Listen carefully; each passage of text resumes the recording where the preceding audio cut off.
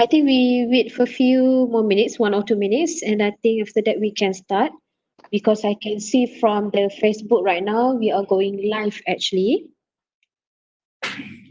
And probably, is it okay for me to request to all panels to open their camera during the forum so that everybody can know you're famous? You can become famous after this, become more famous. Great.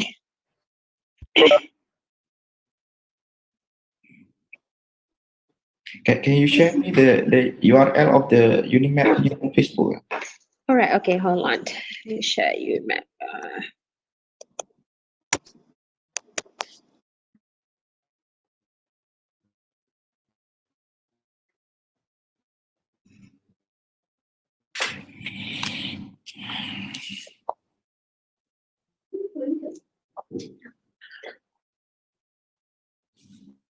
Oh, Dr. Mazlan, your background is nice, huh? Yeah, overseas. Very cloudy. Cloudy era.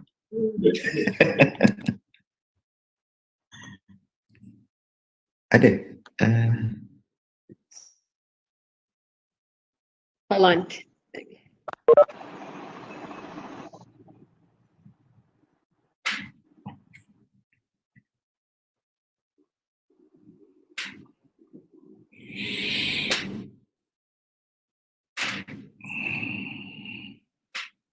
Dr. Syarul kat mana tu? Office? I'm at the comfort of my home. Alright, okay. You're still working from home or what? Yes. Okay. So most of them are what? Are practicing working from home almost every day or what? Or ada schedule? Yes. Most of the people are working from home. Okay. And except for those who are working in the factories, they are taking shift to a contract. Okay.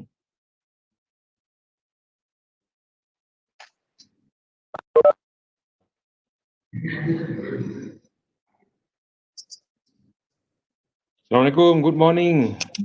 Dr. Syarul, Dr. Mazlan, Dr. Saravana. Good morning. Thank you. Dr. Srini. Bang. Okay. Apa khabar semua? Okay, Okay. I'm actually working from office lah, working from home. Nampak. Okay, anyway. The number of COVID cases is very high now in Kedah, which is very close to this end. So not really safe now to open universities, especially UUM pun dah kena now. I mean, they're coming back from Sabah and then ada Palatis punya event. So UUM pun dah close, Unimap pun most probably, let's see, but mungkin akan tutup juga lah. I mean, at least not for the face-to-face punya ni. But anyway, the new semester actually starting next week. Class will be online, but student tu lah continuing from home lah. But there are few students want to come back because the internet is not so good over there at home. So we still allow them lah to come, but with very strict SOP and things like that. Challenging and interesting lah juga.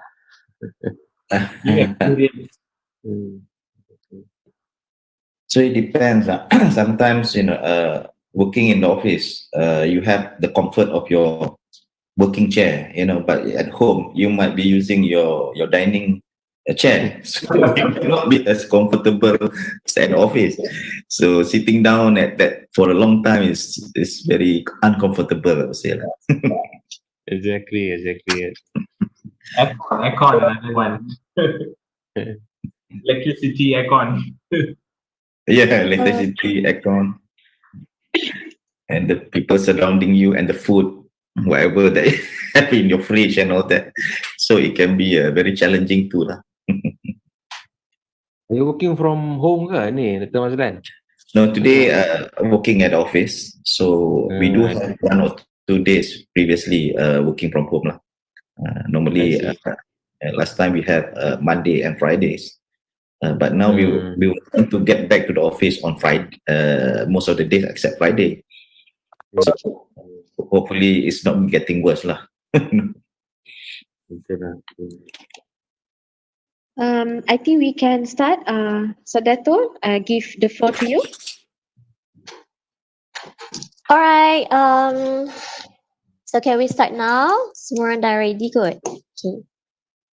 Okay, Assalamualaikum and very good morning everybody, especially to our respectful Dean, Associate Professor T.S. Dr. Azrami Abdul Hadi, Dean of Faculty of Electronic Engineering Technology, fellow EXCOs, lecturers, and to all my beloved students. A warm welcome and address to our honorable guest today. We have IR Dr. Saravanan Nathan, Solution Consultant Telecom Malaysia Sdn Bhd. From Solution Consultant Telecom Malaysia Sdn Bhd. And then we have Dr. Mazlan Abbas, CEO and co-founder Favorite Sdn Bhd. And then we have Dr. Shahriyazi Yahya from Research and Development Manager Intel Technology Sdn Bhd. Welcome to CCCNE Exhibition Day. Since there's no one to applaud, so I'm going to applaud myself. So, okay, CCCNE stands for Computer Communications and Computer Network. So that is what it means by CCCNE, because we are no longer SCCE, so we need to change to a bit with the name of the exhibition, then becomes CCCNE. So today, the topic that we are going to discuss is about graduate survival, challenges of recruitment during pandemic. Okay, I know these are very challenging times, and new grads might feel like their job prospects slim to none. But let's put your hopes a bit high, because we have an expert today that we're going to discuss about that particular topic. But before we go there, I would like to invite our respectful Dean for his opening speech. He would like to share with us a little bit about our new faculty. Please welcome, Prof. Okay. Thank you very much, Dr. Saidatul. Welcome again to Dr. Saravanan, Dr. Mazlan Abbas, and Syarul Yazid. Thanks for becoming the member of this industrial advisory panel. We're supposed to have this event actually some time ago in May, for example, but then during this pandemic, we have to make everything online, and then a lot of things have been changed. For example, our faculty now become a new faculty, no more school, so we have combined, or we have got some restructure of the schools. So now I want to share you some probably some slide just to promote what is the faculty is all about. Okay, few slides only, yeah. Okay, I hope everybody can see this. Yes, okay. So this is the new name of the faculty, Faculty of Electronic Engineering Technology. We are actually a combination of four entities. Okay, four entities, which is the first one is from the School of Microelectronics, and then from the Computer and Communication Engineering. We actually also take one program from the School of Mechatronics, which is the Biomedical Electronic Engineering, and also one entity which is the Electronic Engineering Technology Department from the Faculty of Engineering Technology. So we are actually combination of these four entities, and we become a new faculty which cater most probably all aspect of electronics. Okay. these are the program which being offered in the faculty. So we have diploma, bachelor, and also postgraduate. If you look here, we cover all aspects of electronics. For example, in diploma programs, we offer in computer engineering and also electronic, which is directly from SPM. For bachelor, we have microelectronics, computer, biomedical. We also have electronic engineering and electronic engineering technology with a specification in specialization in electronic system, specialization in electronic telecommunication design, and also electronic network design. We also have one Bachelor of Technology. So this is kind of a new lane for this KV diploma holders. So we offer in industrial electronic automation. Okay, this is in BTech.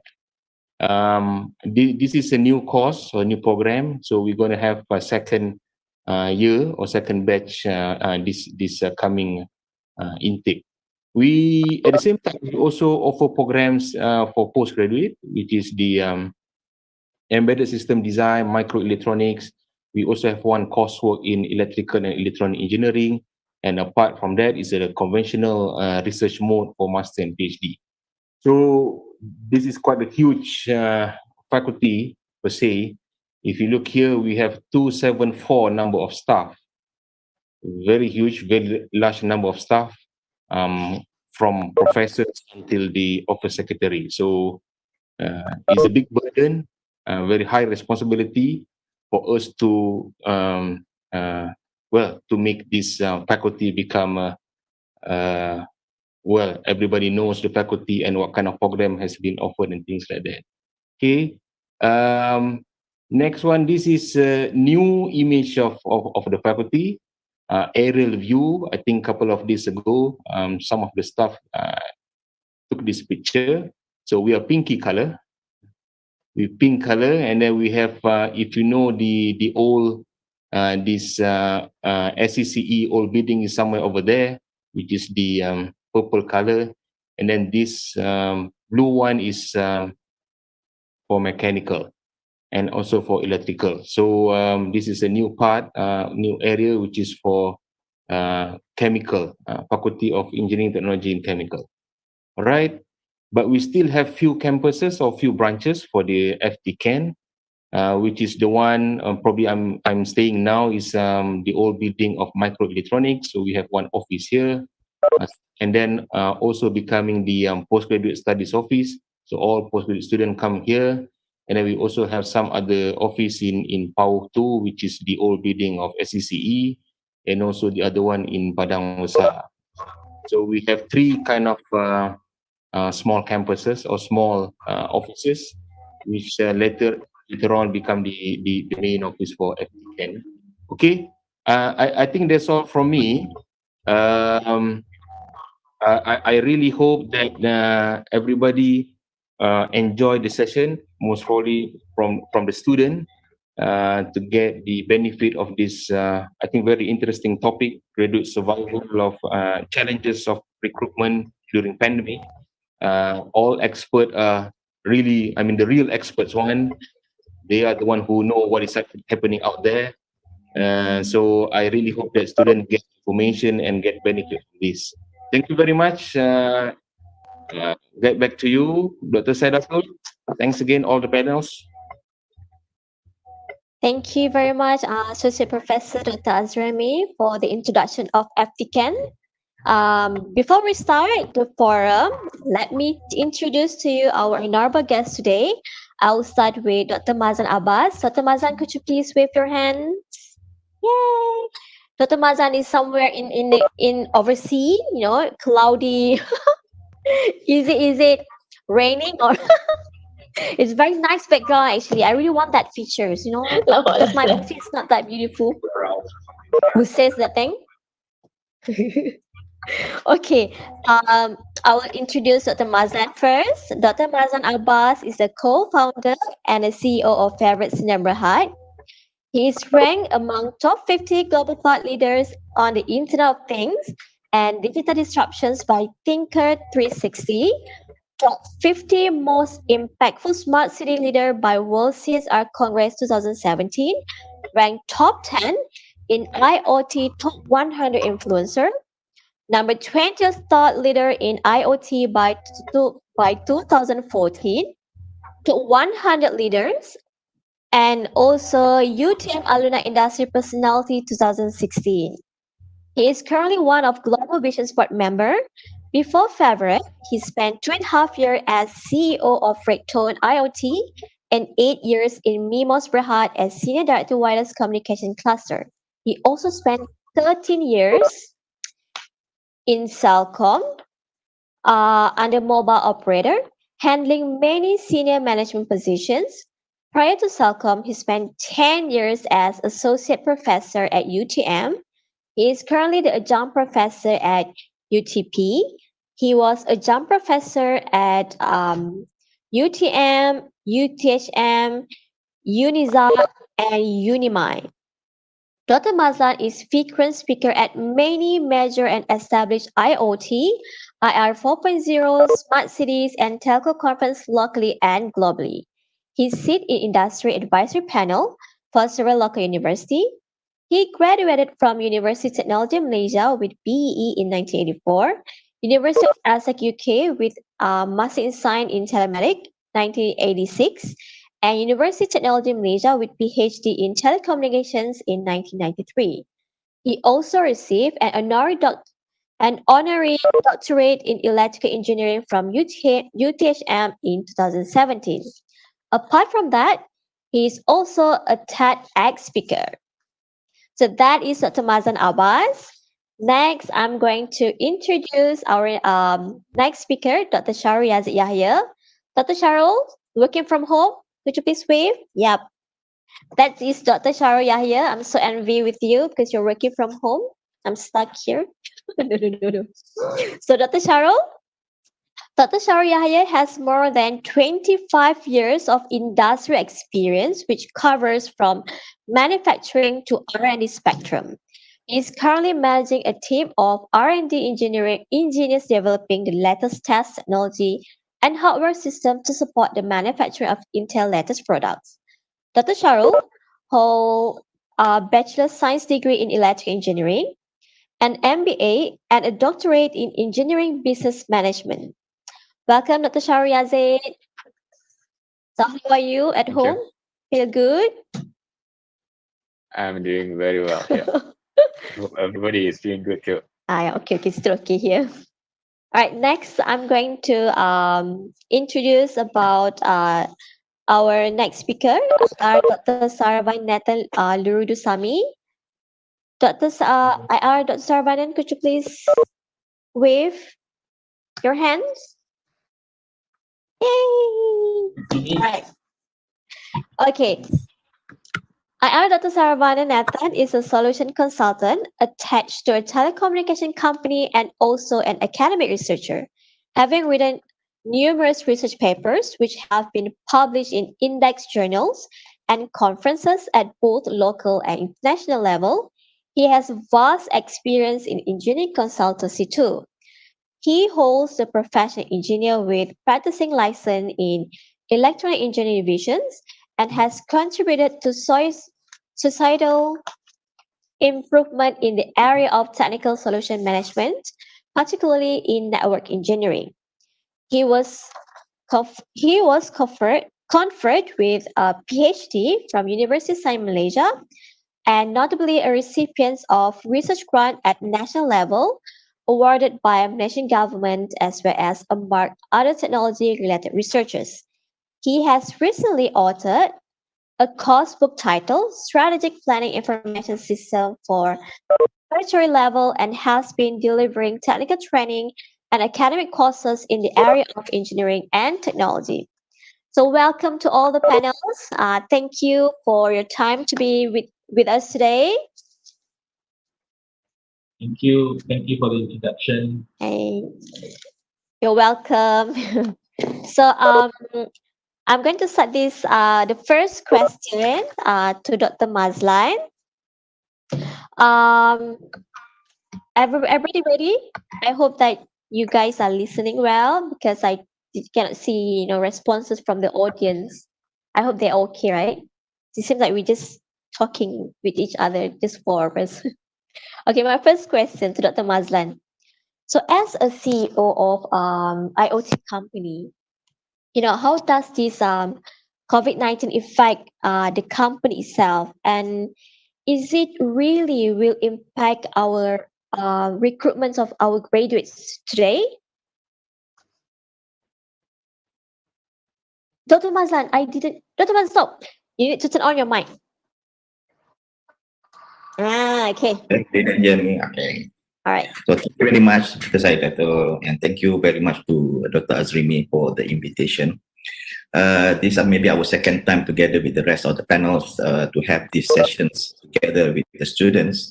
Previously, we were physically at UNIMED. Now we are online. So that's a big change that we have today. We used to have that. Now in the new normal, everything is online. So, but again, it's a very interesting question that you have asked me, Dr. Sadato. How does it affect the recruitment process? But when you say about Malaysia, actually, this is not. There are a few things. First, it's not only Malaysia that is being affected; it's the whole world. It's globally. It's not only Malaysia. So we are not unique in this case.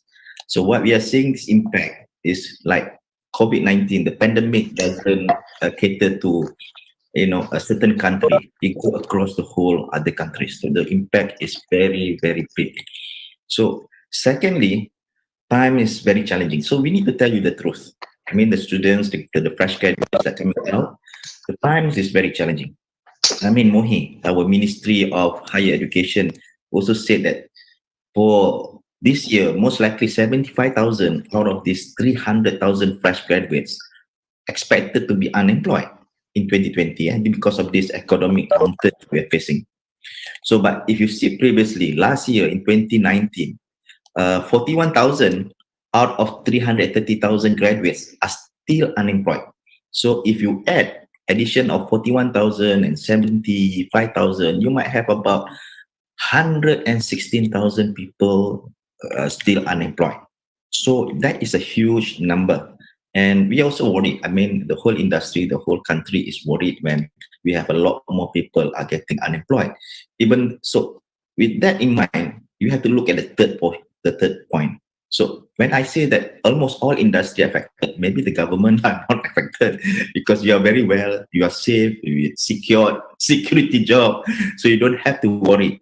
But a lot of other industries are very, very much affected, especially like you talk about travel and tourism. People are involved in tourism, traveling, airlines industry, where there's no job. I mean, people are not traveling, people are not coming to the hotels, and so that really affected. A lot of hotels are being closed because of this, and because of a lot of layoff, there's no jobs, no income, so the spending power becoming lower. So when it become lower, it affects other kind of business. So then when the other business are affected, they have to prioritize whether they want to hire now or they have to wait a little bit. So the hiring process, the number of hires might be lower than before. So that is what's scaring the whole ecosystem. So it is a vicious cycle that we are seeing. The fourth part, because of that, numbers of hirees are becoming lower. So the process for hiring is becoming more and more stringent because the number of vacancies is very small. So the industries are looking at more selected individuals. So you have to, most likely they will hire the more experienced people, more knowledgeable. So what they want is they want to hire the people and straight away work. So they don't want to train a lot more longer because it will take time, because they want just to jump and straight away do the work. So with that, I would advise, because of that situation, of the stringent situation and the hiring process becoming more stringent, I would advise the new graduates, you have to find ways, because you are competing with the experienced people. So how do you bring yourself to have more higher value? because you don't have the working experience, but you only have the academics. Of course, academic is good. So you have to bring a higher value to your resume, and not only the academic part, right? So take that opportunity when they're in the universities. The graduates need to work on good projects, excellent projects. Describe the projects in such a way that you are like working in a working environment out there. That project is like your working project. It's like a job. So if you have your, your capstone project, your final year project, make it in such a way that you don't miss the opportunity, because that's very very important, because it's like working in the a project in the working environment. And then if you have time while trying to search for jobs, what you need to do is that find courses, certified courses. If you're still in the university, get into certified courses. That will bring you a higher value. Take that opportunity. But if you already graduate, take the time for you to find online courses, maybe a free one, a cheaper one. Take that options, because that will give you a better, more wholesome, and making sure that you are fit with the industry, because you take that opportunity. So people, the employers will see that you take the initiative. You are very, eager to find new jobs. You are eager to find new knowledge. Not saying that, what do you do in the last 6 months? I'm not doing anything. So that will spoil your resume. So take the opportunity, saying that, hey, I'm doing this. I learned this. These are the new skills that I acquire. Take that. So hopefully with that scenario, it will give you a higher value when you try to compete with other people. Thank you. Right, thank you, Dr. Mazlan. Very good advice. So, student, you need to put some standard on your resume. Do not perhaps right now you might stay at home, but don't waste your holidays. Go for online courses, right, Dr. Mazlan? Get some certificate courses, something like that. Put some value on your resume. So my next question will be goes for Dr. Shahriazid. So how about Intel? Despite the pandemic situation, how does the industry see this as the opposite side? Like, does it give a positive vibe on the working environment? For example, right now you are working from home. Does give some positive good thing, or I don't know. So what would you say? Is it going to give a good vibe, or actually not really? Okay. Thank you, Dr. Saidatul. Thank you for having me. Let me start by sharing some statistics. This is the first one is coming from Federation of Malaysian Manufacturers, FMM. They have conducted a survey. Based on that survey, they found out that 63% of manufacturers have revealed that they may result to layoff in the next 3 to 6 months as a result of the MCO. So it is big number, 63%, but there's still 37% based on that survey that is not going for layoff. And in another survey, Malaysian Institute of Economic Research, MIA, has estimated that about 2.4 million people may lose their job, right, due to COVID-19 and its effect. And there's another survey that was done by the American Malaysian Chamber of Commerce, AmCham, and they found out that for some companies, in order for them to avoid retrenchment, they may resort to pay cuts, reduction in benefits, allowance, reduction in work hours, and many others, right? So this is not rosy. It is a serious problem, right? So as a result of this, there will be unemployment, which is going to be which is not going to be good for our society, for our economy. Okay, and that as a in general, the way that I'm seeing today is that hiring is going to be around 20 to 80% lower than pre-COVID-19 in especially in the E&E industry. So that is a reduction, including Intel as well. But I'm going to talk about that later on. However, on the positive side, COVID-19 has given us some hope. Okay, what we have seen is that the industry has accelerated the digital transformation and rapid technology adoption. As you know, we all know there are many people working from home. There are many classes conducted from online. There are many activities that is done virtually as well, right? So all this has related to digital transformation, and it has driven new demand. Cloud computing, for example, is expected to get a strong boost as a result of COVID-19, and we expect the trend of cloud computing growth will reach more than 600 billion US dollar by 2023. So that continues. We're also seeing the investment in areas like AI, IoT, Industry 4.0 continue from 2019. It didn't slow down in most cases. And if you look at companies, major cloud companies, they're doing pretty well. Okay, and if you look at the what it means, as I mentioned before, video conferencing solution, PC with better camera, integrated circuit, cloud computing, they are skyrocketed, right? As a result of this COVID-19, anything that enable people to work from home, to do things virtually, right? And in addition to this IT product, we are also seeing some increase anything related to the medical products because the awareness and concerns about health is higher, and the demand for those products are higher today. What does it mean? It means there are three things.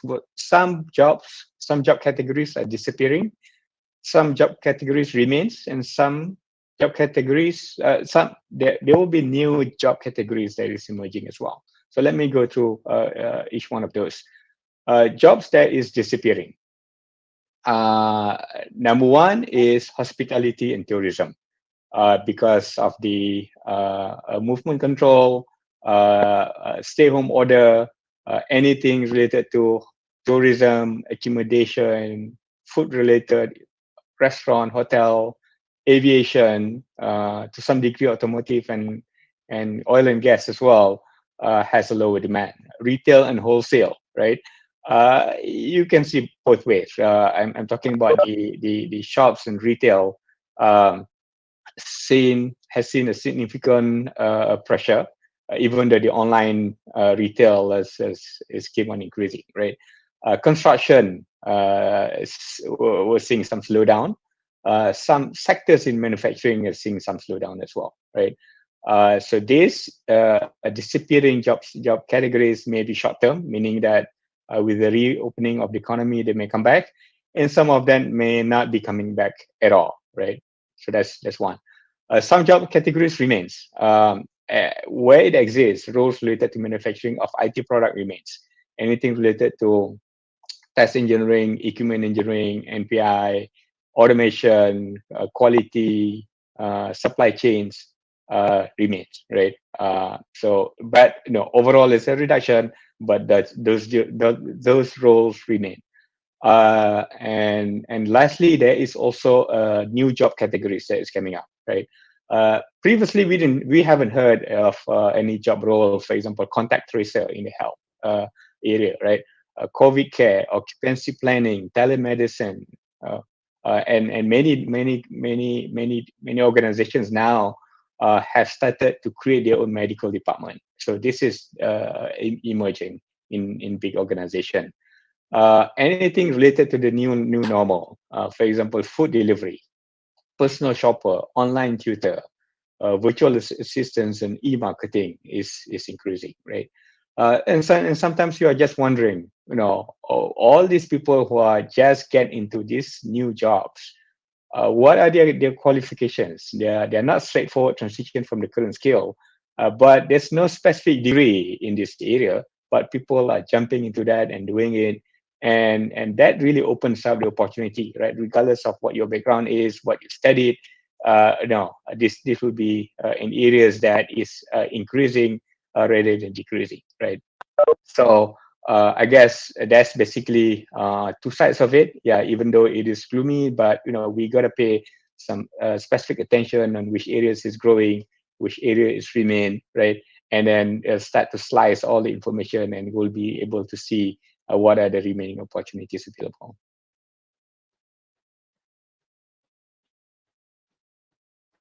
Thank you. Oh, all right. Thank you. Thank you, Dr. Sharul. Yep. There is some proverb says that after a storm there will be a rainbow, right? Towards the end of the storm. We hope that this COVID-19 will end soon. All right. But it's okay. We even though that if it's happened, but we still need to move on. My next question is to IR Dr. Saravanan. KPT has launched Penjana KPT program recently. So how do you think that this program will help graduate and industry as whole? Any comment on this, IR Dr. Saravanan? Thank you, Dr. Sai, for the question. First and foremost, I would like to thank the organizer for giving me the opportunity to say a few things and also to share my understanding about in my capacity as IAP. So, okay, we have about 58 students, or including all of us, 58. Where are they? Dari rumah ke? All the students? Cik Muhammad Noor, Ko Min Sheng, Ko Mati, Lim Mayan. Can you on your video? At least you can see your face for a while. Yeah, yes, Dr. At home. All maybe, right. maybe you guys can turn on your camera just for a while, some interactions. Today is your day. We are celebrating you. How can we not see your face? We can see Cik Makno's face there. And Cik Muhammad Rizal. Okay. Oh, The all rest- right. The rest on their link and WebEx and go to sleep. Is it? All right. Good to see you all. A bit different this time. Huh? We're seeing each other through online. I wish I can have that personal touch with you all. And I love Unimat so much. Perlis, the place, and also the fellow lecturers, and of course our distinguished. All right. The question that was posed to me is about Penjana KPT. Okay, under Penjana KPT, we have what we call as career advanced planning, career advanced planning. And also, this Penjana is divided into three aspects. We have job matching and placement. We also have entrepreneurship or keusahawanan, and also gig economy. So for job matching and placement, it is more about once you're out of the university, they will try their level best to match you with the job skill that you have, the skill sets that you have, and also based on your, the particular study plan that you have undertaken. For example, if you're from engineering, they probably try to squeeze into some job that is related to engineering. If you're from the hospitality industry, and now you all know that hospitality industry is terribly shaken up because hotels are closing down, you can't travel, tourism is badly impacted, and so on. So therefore, government is trying new avenues to to to push you, or in other words, to make a match based on your skill set, based on your qualification to the job that is more suitable for you. Second, we have entrepreneurship. Okay, this the expert is actually Dr. Mazlan. From an engineer, he became an entrepreneur, and he had vast experience in dealing, and he has actually trained a lot of people on how to be entrepreneurs. So this entrepreneurship is from an engineer. How are you going to think like an entrepreneur? The business aspect of it. Just by having the hard skill and the technical skill, you can't actually go far. You still need to have the business acumen. So this entrepreneurship is actually to train you how to have the business aspect. Okay, how are you going to manage a business? You can even open up a hardware company. Of course, you know which hardware is the best, where to, which particular type or which particular brand is the most suitable, which is the best and all that. But do you know how to run a business? Do you know where to procure your materials? Do you know how to source? And do you know what is the payment terms and all that? So if you study a bachelor's of engineering, hardly we study about this aspect. So what government is doing, they're training entrepreneurs. Okay, if you have the hard skill, the technical skill, they're also going to brush up how to for you to become an entrepreneur, right? And the third one is actually the gig economy. It is not really a rocket science now. We have Panda, we have drivers, and so on. But you need to understand the technicality aspect of it. For example, if you're a business graduate, okay, you know how to run a business, you know how to manage a business. But do you know how the technical things happen? Where to get the servers, just now Dr. Sharul mentioned about cloud computing. So what is cloud computing? How you actually interface with the cloud. Is your data safe? And all these things comes into the picture. So government has actually come up with this Penjana KPT, Career Advancement Program that actually consists of three aspects. Number one is the job matching and placement, which some of you will be involved, okay, upon graduation. Secondly is how to train you to be an entrepreneur. And third, and finally is about the gig economy. So these are the three main umbrellas, what this Penjana KPT has set out for the graduates today. So you make sure that the Kara Anguran can be reduced, and also to ensure that in future our graduates have more skill set than what they have acquired from the university or college. So that's a bit of sharing about this Penjana KPT. And I hope that all students who are graduating soon will take the opportunity to seize the opportunity, because after COVID all ends, all this training will be chargeable. So at the moment, government is giving subsidy. So please grab the opportunity, attend as many courses as you can, build your skill set. Okay, recently I also saw an advertisement under Punjana. It's actually for the B40 category. That actually trains how you to be to rear cows, kambing, and all that, and how to, what are the health aspects that you need to look after them. So all those things you need to know if you want to start up a poultry business. Okay, penjualan hasil termisku. So you can be an engineer, okay, but that doesn't stop that you should be an engineer forever. You can always move into entrepreneurship. You can always do it as a extra hobby, or even you can think of doing it as a part time, right? When I mark some of your FYP and some of your GDP, right, I'm actually very well impressed that UNIMAP students, especially from this faculty, are the one who is going to lead the nation in the future. Because some of you really have wonderful ideas. I'm not allowed to say names, but there's one guy who did about restroom cleaning. Wonderful topic. Okay, wonderful topic. I'm quite happy that you can actually look at how or what are the problems faced by the janitors. All right, so very good. So keep it up. Always look into talk about hybrid things. Do not say I'm from electronic engineering. I can only think about networking, or I can only look at engineering problems. No, as an engineer, you must go out and you must solve people's problems. If that is your main goal. So this Penjana KPT is actually wide range of opportunities. It covers a lot of industries. It can be agriculture, it can be plantation, it can be even housekeeping, it can even be security, all the pagat, how you're going to manage the security. So if you have all these qualifications, later on when you become a facilities engineer, for example, in a factory, so you know that okay, in facilities you also have the security or housekeeping, it probably comes under you. So you have extra knowledge, and these are the skill set that the industry is looking for. Not only hard skills, but also these soft skills and so on. Right? So please make yourself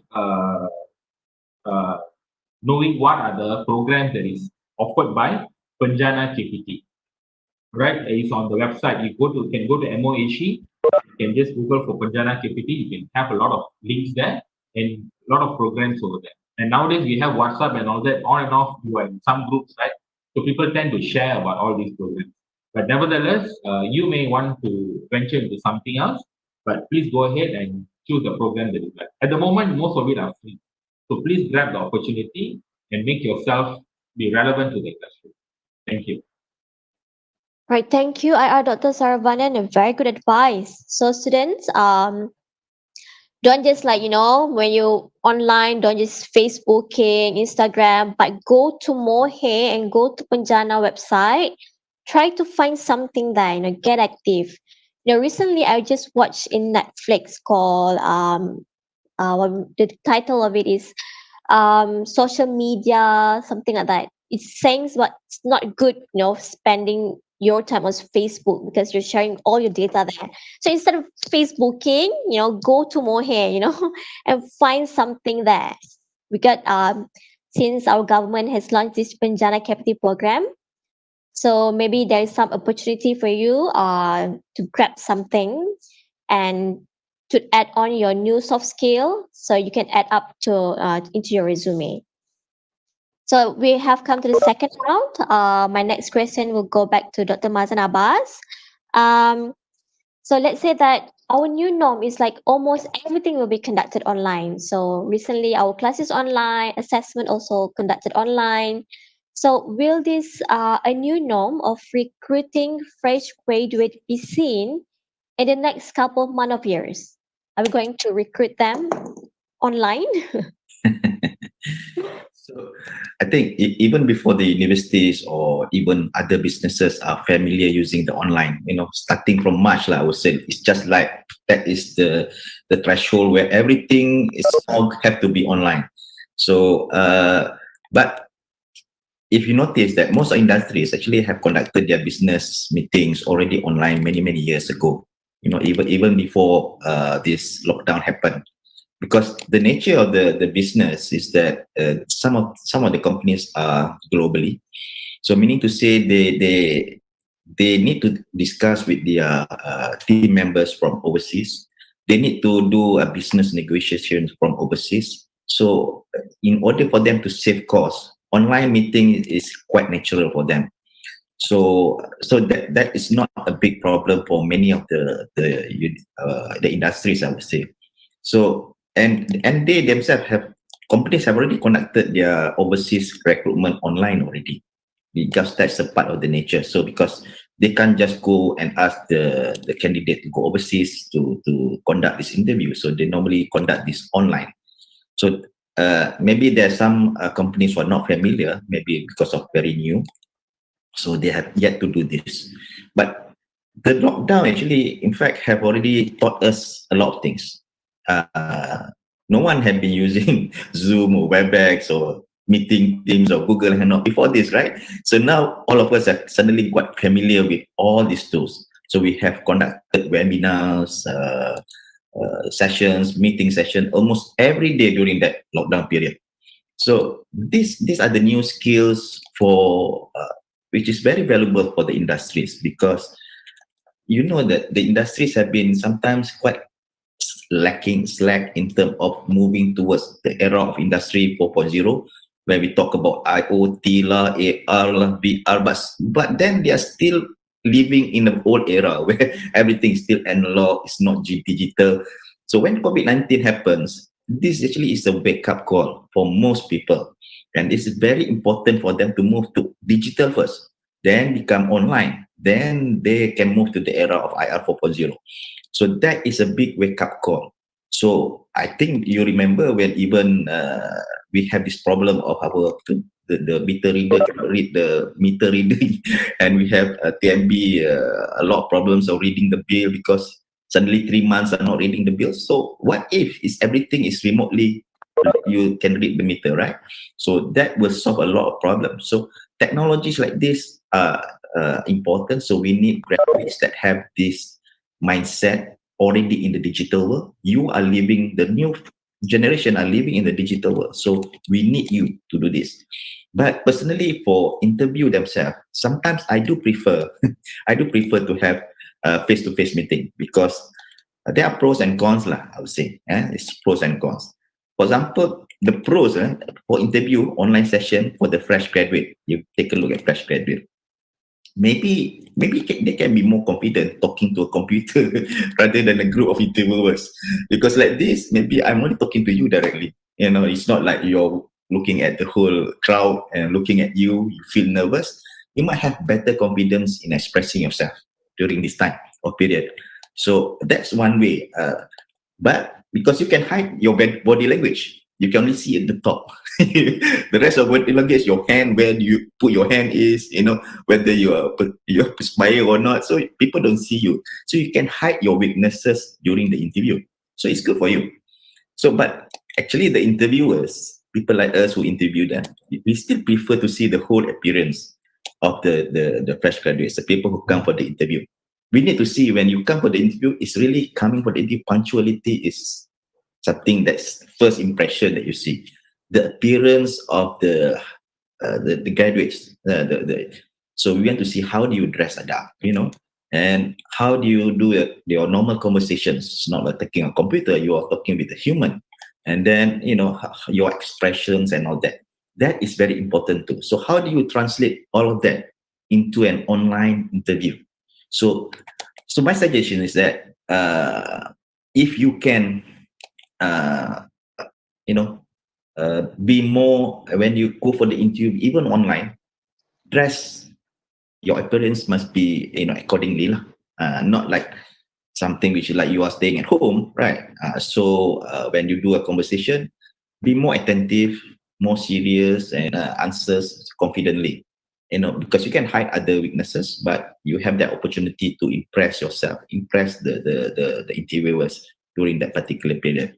So the new norm is not really a new norm for most people. Maybe a new norm for the fresh graduates, because this is something for all of us. So, but then because you have that skills, you are the digital native, I would say, the people who already live and breathe in digital world. So you might be the best. That is your environment. So that's the way people don't talk to people anymore. Normally they talk through a mobile app. So that's how we see the coming the new way of doing online interviews. Okay, thank you, Dr. Mazlan. See, even though it's online, you still need to dress up pretty well, Perhaps put some filter on apps. No. Just like this behind you. Behind like this, exactly. But the truth is like that. Okay. So thank you, Dr. Mazlan, for the tips. My next question will go to Dr. Sharul. Even though everything is online, right? Recently, news in Malaysia stated that students have difficulty in adapting the new norm of teachings and learning. Can you tell us what some of the key challenges graduates are currently facing when it comes to the world of work? Any comment on that, Dr. Sharul? Sure. Let me start by looking at the effect of the pandemic, right? So the pandemic has caused several things. The first thing we got to do is comply to the SOP. Okay. So what does it mean? There's a requirement on physical distancing, right? There is a requirement on hygiene practice. There's a requirement of wearing face masks and temperature screening, checking for symptoms, reducing the crowd, which result to us cutting down the capacity, whether it's an office, whether it's a factory, lab, cafeteria. We have to change the way that we operate, right? And then we have to put together procedures in responding to a case. For example, what to do if the temperature exceed the control limit? What do we do, right?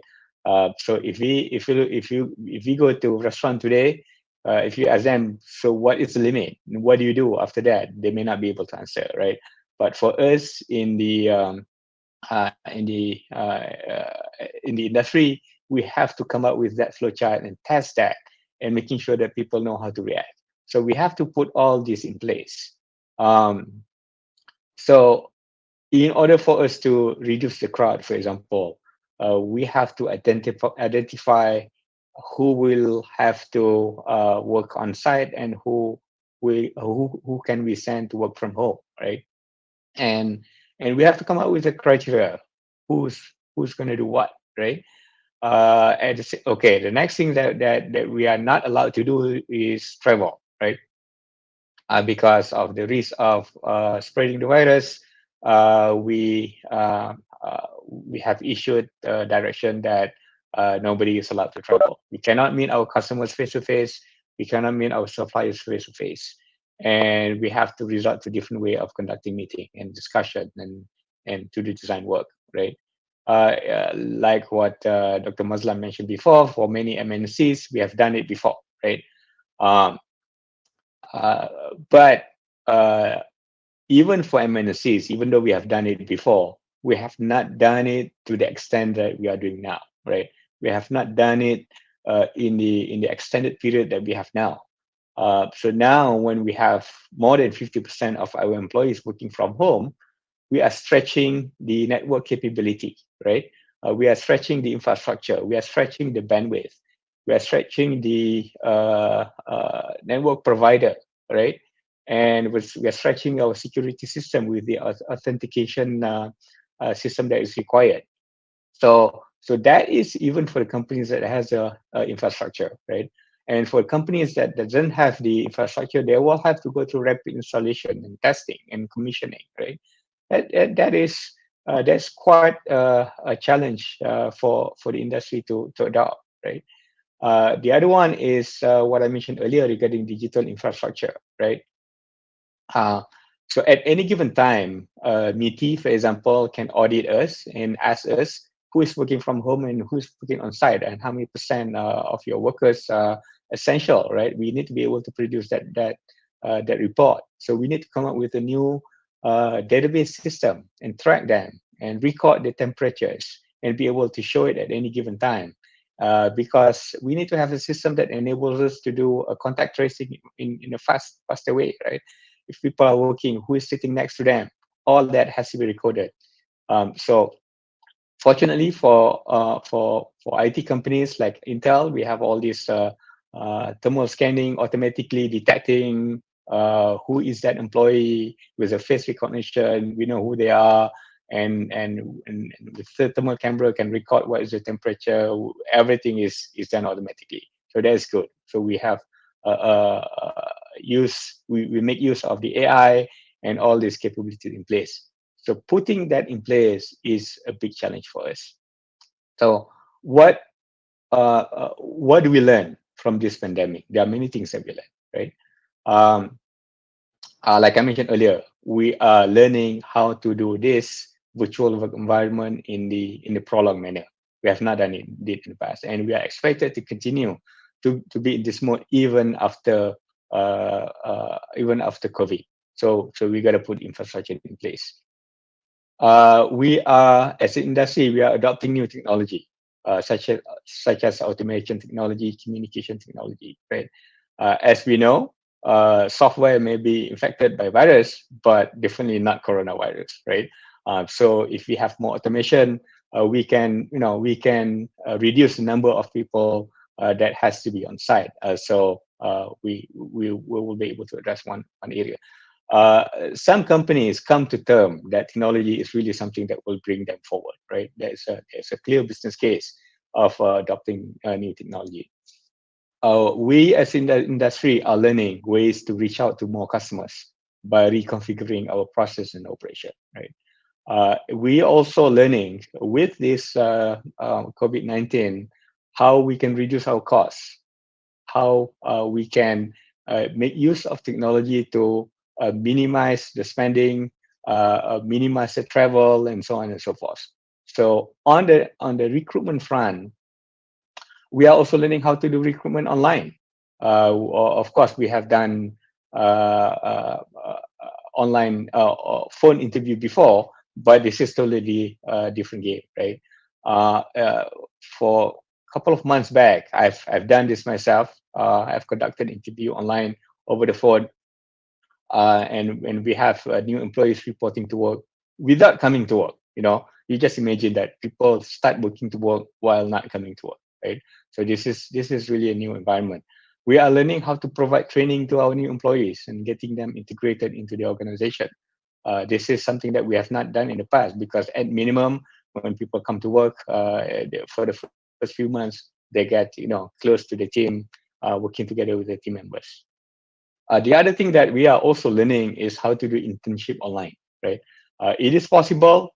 We are doing it. There are some challenge, and we are addressing those challenges.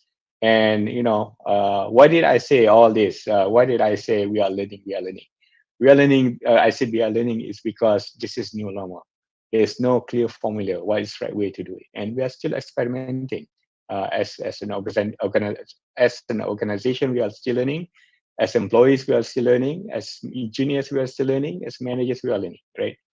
So it is not that we have the formula, we know how it operates. We don't have the right formula, right? So when it comes to the question, what are the challenges that the new hire will face?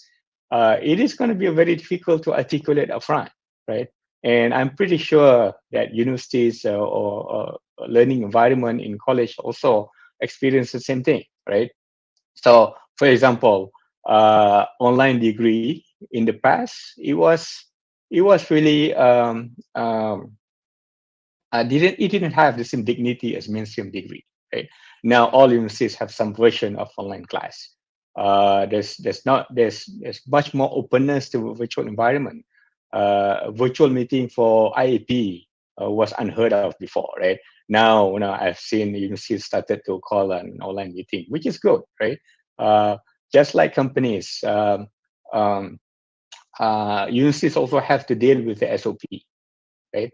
You see following as how to deal with it as an organization.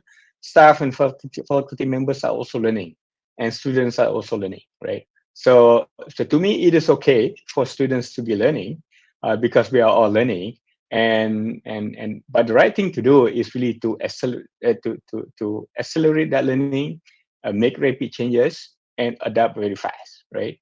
And at the end of the day, who's going to win, or who will be somebody who is able to differentiate themselves, right?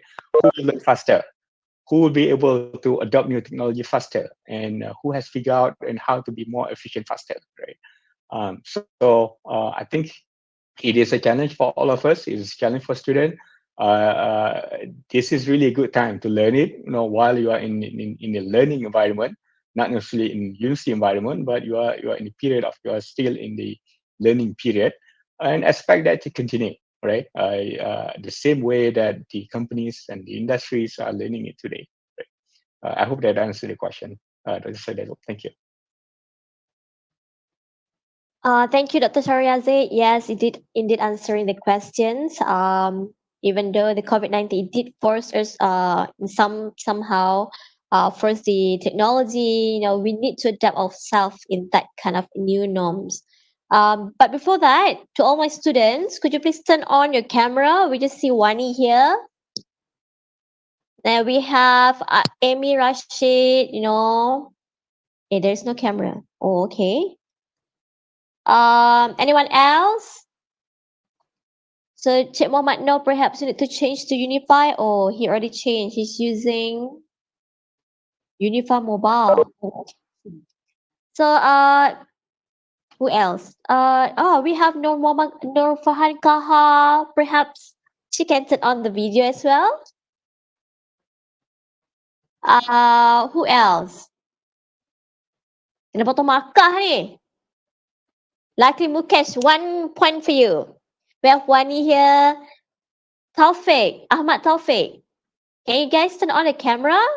Because it's a bit boring because I'm just talking to myself, I'm just looking at the cameras. No interactions. Mukesh, you have a very good view at the background there. Anis menang ke tak? Tak foto. Oh, Dr. Ong. My mini office. Yeah. Oh, in your office?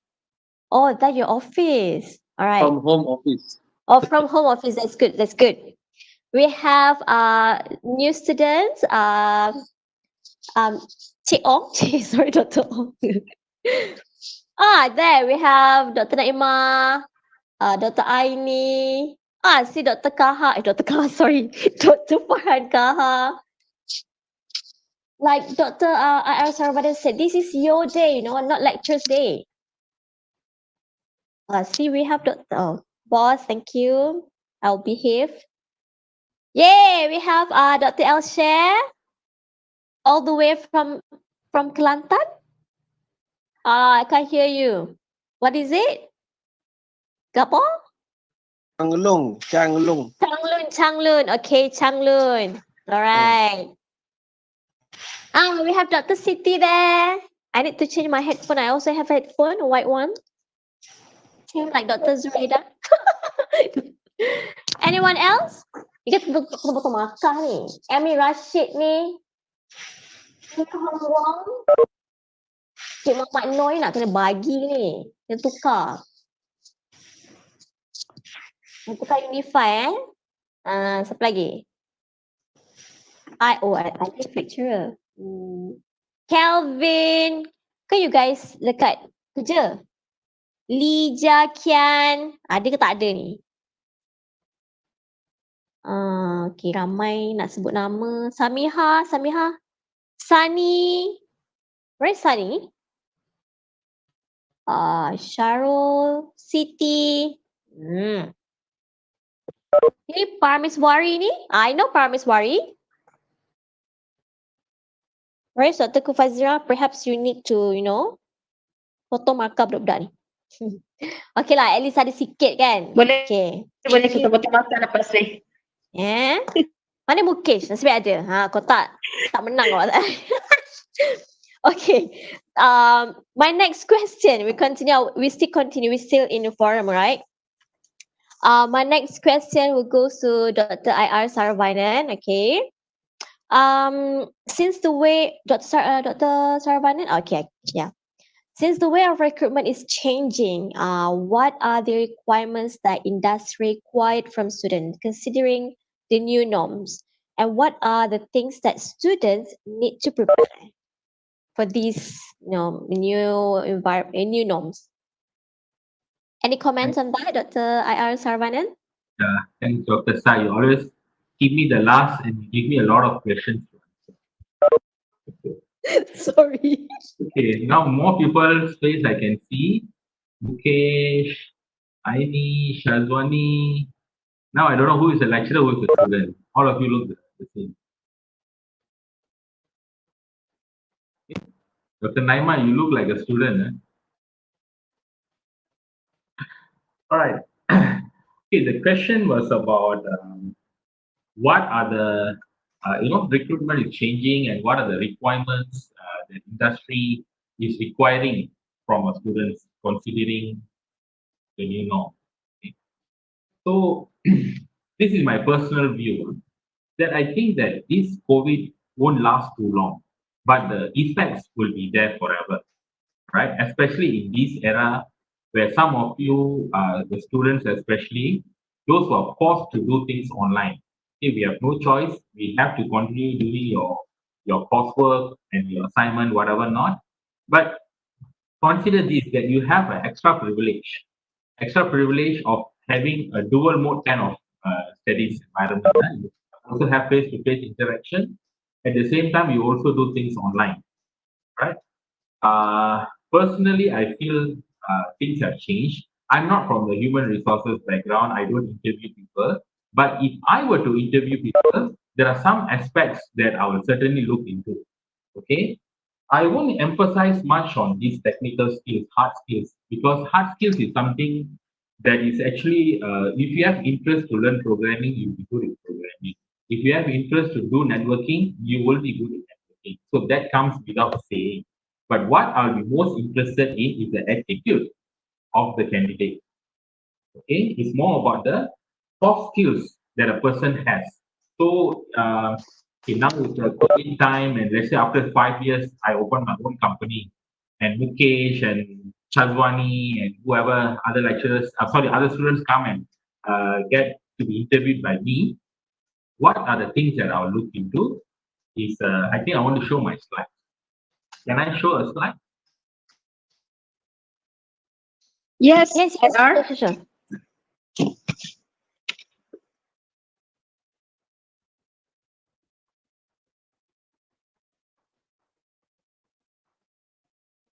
Dr. Saravanan, is this a slide for the last question or? No. This is actually for this question. I just Okay. just want to explain about this the soft skills that I'll be looking at. Okay. So I take the word power. This is my own slide. So ada kesilapan, please forgive me. So this power, I look at perseverance, willing to adapt, and resilience. So what is this perseverance? Okay. Okay, when you speak to a person, you more or less can actually gauge whether the person has the perseverance level or not. For example, during this COVID pandemic time, you all don't have classes, you have online classes, but how many of you have actually attended the online classes? Okay, and how many of you have actually stayed until the end? So this is what the perseverance level that the lecturer will look into. Similarly, when you go for interview or you go for a job placement or even internship, this is one of the most important character that a person will look from you. So whether are you persevering enough or you jenis yang cepat boleh you get distracted easily or you get bored easily. So perseverance is quite needed because this will actually explain whether you can be with the company for a longer period of time or you are the person who will somehow or other will look for another job in a very short period of time. Okay, provided it is not mandatory for you to be in the company for too long, because if you have a better opportunity, of course you will go. But then again, perseverance doesn't mean staying in the job for too long, but it also means how are you going to upskill yourself, whether you're willing to learn new skills, whether you are willing to contribute to the benefit of the company, to the development of the organization. So this is what perseverance means to me. My second slide is on how well or how willing are you going to adapt to changes. Okay, human beings, when we born, we were a baby and grow up and now we are so huge and we are so big and all that. So change is something that you can never deny. So even biologically, we are human beings who are prone to changes. What more? Our thinking level. So we also need to adapt to changes, need to open ourselves to new knowledge, new ventures, new jobs, or even new ideas and new opportunities. So we must be able to adapt to these changes in order to make ourselves better, to make ourselves be more relevant to the industry's needs. All of you are engineering graduates. Okay, all of us are in this line of engineering. So change is something that you can't avoid. It's inevitable. You cannot say I studied this C programming. I want to use C programming in my job scope. No. C programming, yes, you study to understand how the programming concept works, the algorithm and so on. But when you go to work, whatever you studied may be irrelevant. So how are you going to adapt yourself to these changes? So that is where the challenge comes. And how well you adapt to changes will actually tell the employer or tell your colleagues what kind of person that you are. So this is another soft skill that you need to look into. And finally is resilient. Okay, dalam keadaan yang teruk macam ini, how are you going to survive? It's basically about survival skills, and you have to be really resilient. So, what are the ingredients that you need? What are the skills that you need? What are the mentality that you need to be resilient? Right? So, kalau tengok gambar ni, I really like this kind of pictures. Out of nowhere, suddenly you have one plant sprouting. So, where did the plant get its nutrients, water, and food from? Okay? So there are a lot of opportunities, resources available. So bukalah mata besar-besar. Don't always go to Facebook and chat with your friends. I know Facebook can be very addictive. WhatsApp is like without WhatsApp you can die, but that doesn't mean that you are actually missing all the opportunities that is coming. Always balance your time. Get some time for entertainment, but at the same time you must also look into what brings food on the table. Right? So always look into opportunities. Now we have the Penjana KPT, and under Penjana KPT we have job match, placement. We even we have short courses. You can even go for a photography course. Doesn't matter. Okay, you can even go for some cooking or some new recipe programs and all that. Go for it. It's okay. It's all free. Nobody is going to penalize you. Hey, you are an engineer. You cannot do program on cooking and all that. No, try to upskill yourself as much as possible. Okay? In days to come, especially after this MCO period, you cannot survive with whatever you think you know or whatever you think that you're good at. You must always be willing to diversify. Okay? And diversification, it doesn't come by overnight, it comes by practice. And of course, for you to practice something, you need to have some prior knowledge. Pengetahuan awal sebelum you go into to a particular industry. So opportunities are there, resources are there. So you have to ask the question whether are you going to die off as a plant here, or are you going to let your roots to find where are your nutrients, where are your water, where are your food, okay, where is the optimum suhu tanah and optimum pH tanah so that you can grow into a tall tree. So some of you are like, 21, 22, 23, most is 25. So always have a longer goal. You are going to be uh, work, going to be working or surviving in the industry for the next 30 years, probably 30 or 35 years. So how are you going to be relevant? Okay.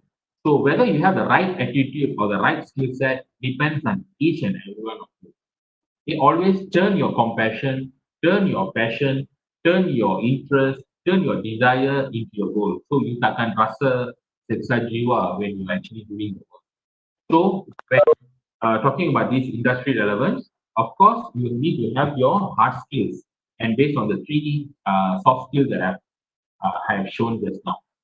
So hopefully, with combination of good hard skill, the technical skill, as well as your soft skill, because soft skill say so much about you. Huh? Just now, Prof. Mazan said he rather prefer to see a person face to face before engaging him to work. Why is that so? The way that you sit, the way that you dress, the way that you speak, all these adds credentials. It tells you what kind of person you are. Right? So brush up your language skills, your communication skills, very important. When I was going through your video, some of you had good projects, but your communication skills need to brush up. Okay, the way that you present uh, needs to improve drastically. So because of that, you may lose some marks. You may not end up getting a uh, higher grades because of your presentation skills. So that is also very important, and the ability to communicate and the ability to communicate effectively and efficiently, very crucial, right? So these are some of the aspects that you need to equip yourself. You can learn programming. You can take up your programming books and you can start reading for hours and you can get a lot of knowledge. Yes, you are knowledgeable. You are good for yourself. But how are you going to react or act when you come to working with your colleagues? We are going to communicate with your counterparts. Okay, all that holds water when you go for placements, when you go for internship, and this is how you'll be generally be judged ataupun generally be evaluated. So yeah, so I think I've made myself quite clear with these three slides. Yeah, I think I'm done. Thank you. All right, thank you, Dr. Saravanan. It seems like it's just like survival of the fittest. We need to survive. So students, I know some of you done a good project, but you have a problems with the communication skill. But so this time for you to brush up your communication skill. Talk to yourself, talk to your mirror. Practice make perfect. Do practice, okay? Um, so we already come to the last round for forum today. My last question will go to Dr. Mazan Abbas. What do you think the most important thing to keep in mind when it comes to graduate job hunting, during the interview, and what is the do and don'ts for when you go for the online interviewing session? Mm. Okay. So in terms of the do's and don'ts of the online session, unfortunately, at the moment, since I don't have the experience with this current company, because we are not hiring at this point in time, but I do have my business meetings, evaluating grants, pitching sessions, which is are conducted online regularly. So it's quite similar in a way of doing an interview. So as a short answer is that, because if you see, the only problems that I have is the quality of the online session. So making sure that, because it can spoil the whole environment. For example, if you have this session and everybody is trying to scrambling up, making sure that the online working, and you can have an audio clear, the video clear. So when you have this, we don't have difficulty of this interviewee to be taking up so much time to making the system work. So we don't want to have that. So please make sure that you have this, beforehand. Make sure that. I think the main problem is most of us facing is because finding the right internet connection, the right speed. And that's what we have been talking about. Making familiar and using the physical online tool. So just like any physical interviews, the do's are the one I mentioned to you earlier. Be well prepared. Yeah, you dress accordingly, be attentive, be confident, be very convincing. Even though it's like talking to a computer, but you are talking to the rest of the people, just like they are in front of you, just like we are talking now. So I'm looking at a screen of maybe 6 people in there, but the rest is all alphabet. So I'm not sure whether they are here to listen to you or not. So, but having this is something very new. So we need to have that sessions of talking to a machine in front of you. So this is something which is quite new. But you have that time when you are doing this, you are learning. Some of you are still yang belum graduate. You still have time to learn this. And the one that have graduated, you have to test it out. But I just like to add some points which earlier Dr. Sadiato had mentioned about the challenges of the students having difficulty in adopting to this new teaching and learning. I think even the lecturers too, and most likely the next employers. So what we are saying is like this. I think the new generation that we have now, they have a very short attention span, right? Shorter than the goldfish. The goldfish have only 8 seconds. They can concentrate. The rest of the day, they don't concentrate at all. So how do you get them to concentrate on you, right? So when you're doing teaching, also the same thing. When you have a face-to-face class, how difficult it is for you to make sure that you get the attention of the people in front of you.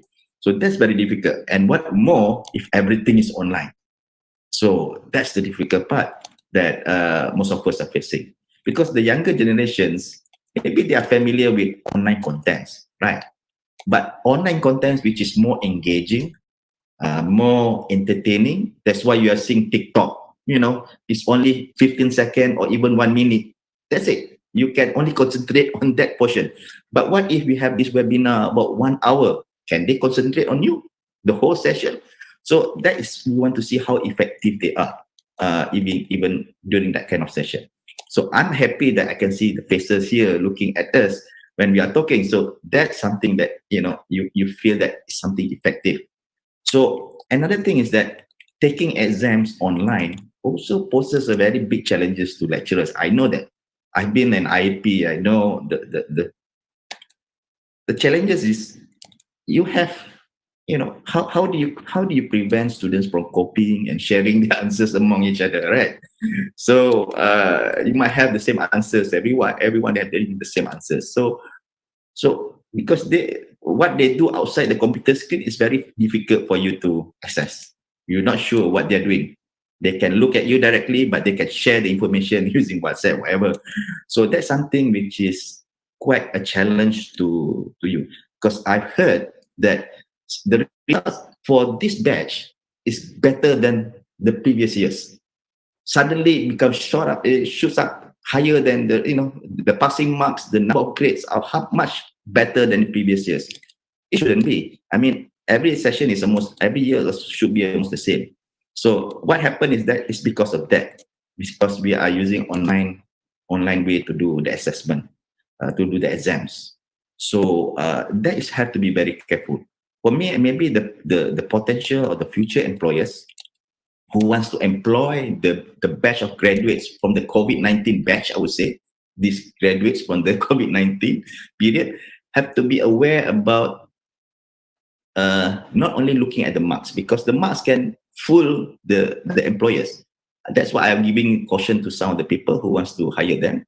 The marks can be very good, but I think the most important part is to really take into their consideration of this kind of face-to-face interview, testing them in various bins, because hopefully they don't have issues of hands-on anymore, because I know that online you have difficulty to do hands-on. Most of them are less hands-on. So, but the good part is that by having online, you have the skill of doing things digitally. So this is the good part of the new batch because they are very familiar using many tools. So working remotely is the things that they are doing now. So they can really certainly help the current industry, the companies. So hopefully take this opportunity not as something which is negative, but something is positive for you. Learn this is something which is not making a burden for you online, but using online as a way for you to increase or to bring value to your resume that, I am a digital, I'm ready for the digital world. So that's it, guys. So I hope you best of luck in your future career. Thank you.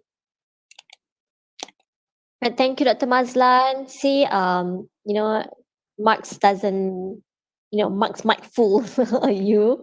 So I think the things that you need to add on your soft skill, like Dr. Mazlan mentioned before, you need to add on something in your resume. Join the online courses, and then during the interview, prepare yourself. Make sure the any comment on that, IR, Dr. Saravanan, for the internet? No, just joking, just joking. That is not the question for you. I can do online promotion 50% for me. See? Oh, online promotion, just mention your name or like, no. No. Disclaimer. Disclaimer, all right. Anybody here using Unify? I'm using Unified Home. Yang lain tu maybe tak guna Unify lah ni Tak tu tak nampak muka. Patut tak nampak. nampak. Kan? What are you using? Unify? Like My own Unify. mobile data. Mobile data. Mobile data. Okay. We will make it faster. Okay, nanti habis No, data. it's okay. It's unlimited. No problem. Oh, okay. We will have commercial break just now. Boleh? Ada lagi yang lain? Semua pakai mobile data. Rumah kita adopt tau. Hilang. Kenapa muka tak? Oh, okay. My connection is not stable because we're not using Unify here. Tak ada orang lain. Tak apalah. So, my next question to Dr. Sharul Yazid. Dr. Sharul, are you still here? Is it my connection is not okay? Yes. Oh, you see, because I think my connection is not okay because I cannot see your face there. All right, since you can hear my voice, right? Okay, yes. Okay, my last question for you. As you mentioned before, that industry does affected due to this COVID-19 and some of the company do some downsizing. So any advice for the graduates that what can they do to do what can graduates do to better their chances of securing their jobs? For example, if they already got, for example, Mukesh, he already got a job. So what is advice for him to ensure that he's still in the job? Okay, sure. I'm going to say the same thing, but I'll try to say it differently. As I mentioned earlier, my first suggestion is really to focus on job that remains in new emerging job categories, and forget about the disappearing job, right? If you know the job is getting less, job opportunity is getting less and less, the chances of getting it less. Therefore, that's probably not worth pursuing those jobs, right? So when I talk about the new emerging jobs, I talk about the skills related to digital technology. There's really highly sought after. So this is really to accelerate the digitalization of the operation of the companies. So offer yourself to work in this area and get yourself prepared. When I look at the project that was submitted, the video that was submitted, those are some of the ideas, like it was mentioned by Dr. Saravanan before, right? Those are in line with digitalization, right? So learn from the ideas that you have and leverage it, try to point it out, right? The other things that I want to talk about is really the recruitment process is going to be in the new modality, right? And this may continue even after COVID-19, right? As you know, many of you know now, the college recruitment is no longer on site. Because number one, we are not allowed to travel. Second thing is we want to avoid this infection, right? So college recruitment now goes virtual. It is unlikely that companies is going to conduct on-campus interview in the future. Okay, this is because of the benefits that we have. The mode now is really to virtual career fair. So what I want to advise is for all graduating students to get connected, to know, where are the virtual career fair. Make sure you know where they are, where they are held, what forum they are available, right? And in order to do this, you need to be well connected to know, right? And interview goes online, right? As I mentioned earlier, I've conducted interview online, and what you need to do is to be prepared for online interview. I can share a little bit about the online interview. So even before COVID, I've done phone interviews, but it was mainly done to do first level screening. Well, actually a second level screening. First level screening is through resume. So first whole stack of resume, we do first screening just based on the resume itself. After we have a stack of shortlisted resume, we call one by one, just to make sure that before we spend our time for face-to-face interview, we screen it. So that is done normally through phone. So through phone, we ask simple questions, we expect for simple answers, and if we are happy, we're gonna go for the next one. But this time around, we no longer have the face-to-face. We'll continue to have the second interview online, right? So we may choose to do a video conference. We may choose to do another phone interview. Um, but the difference now is that the manager will have to decide based on that interview alone, right? We use typical online tools like Skype, Google Meet, Zoom, anything that works, right? But most of the time, things are not always working, right? Due to internet issues, network issues, whatever network that you use, right? There's always issues. But if candidate is really good, normally we arrange for the second session or third session, just to make sure that we have the time to resolve all the issues and have the interview session conducted. And in the sessions that I held, it was more than one session. It was more than two sessions. The first one, like I said, it is more deeper question and answers scenarios, and then the second session is really, or the last session will be the presentation, right? Um, so uh, so the candidate either send a presentation upfront through email or do a live presentation. So what I want to advise you is that since many of you have done a video, right, for us to evaluate, and you can just go back to those video and just imagine yourself. If you were to present this to interviewer, how would you change those videos? How would you change your presentation, right?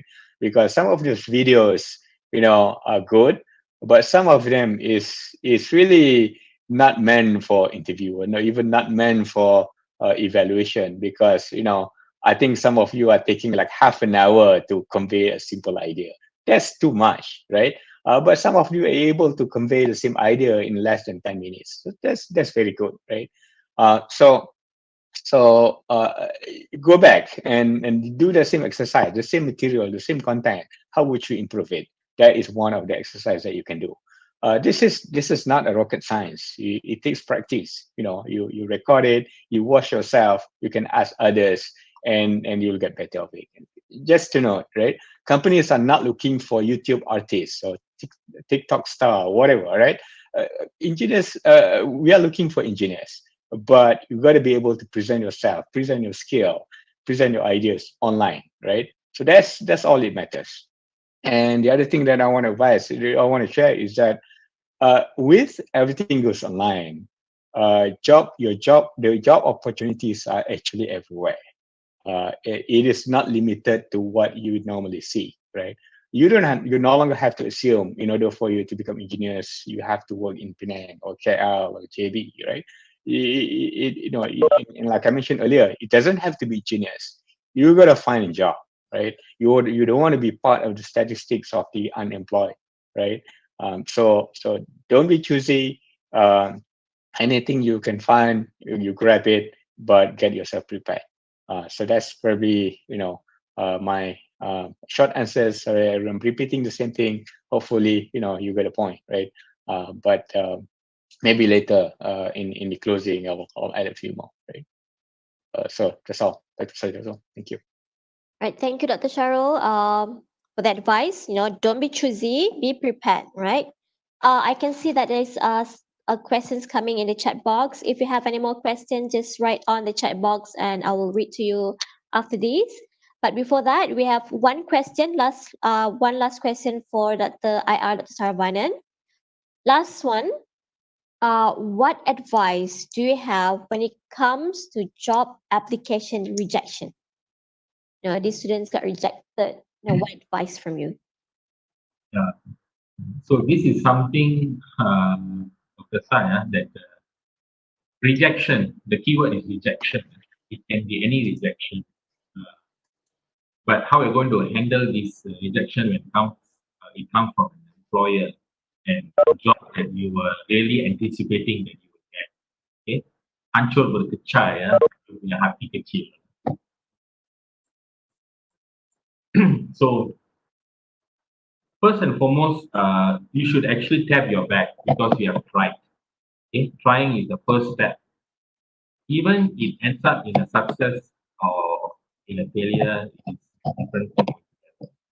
So what I can think of is somebody has rejected. Okay, let's keep the psychology part later, but let's handle it in a more professional manner. So whether you really want the job or you just tried because you could not find anything else. Okay, if you did the latter, that means you applied for the job because you have nothing else to do. Then I will tell you that there's something better with you. But if there's something that we really wanted to be, if, for example, after doing your bachelor's of engineering, you feel you don't want to be an engineer, you want to be a teacher, so you can apply lah untuk start as a teacher. Tapi tak dapat. Okay, of course, you can always be an engineer, but you chose to go into this teaching profession. Okay, for reasons known best for you. So what I would say that we try, we keep on trying, and there are a lot of avenues now. Instead of just looking at one avenue, you have a lot of channels for you to venture out. Whether you can do a diploma in teaching privately and use uh, that opportunity, that qualification to be a teacher. I'm just giving an example. Or some of you feel, oh, I'm doing engineering, but I never want to be an engineer. I want to be an entrepreneur. So entrepreneur, you will still get rejection from who? From your customers, from your clients. Okay, if you're not good at promoting your products or marketing your products, or you lack some business skills.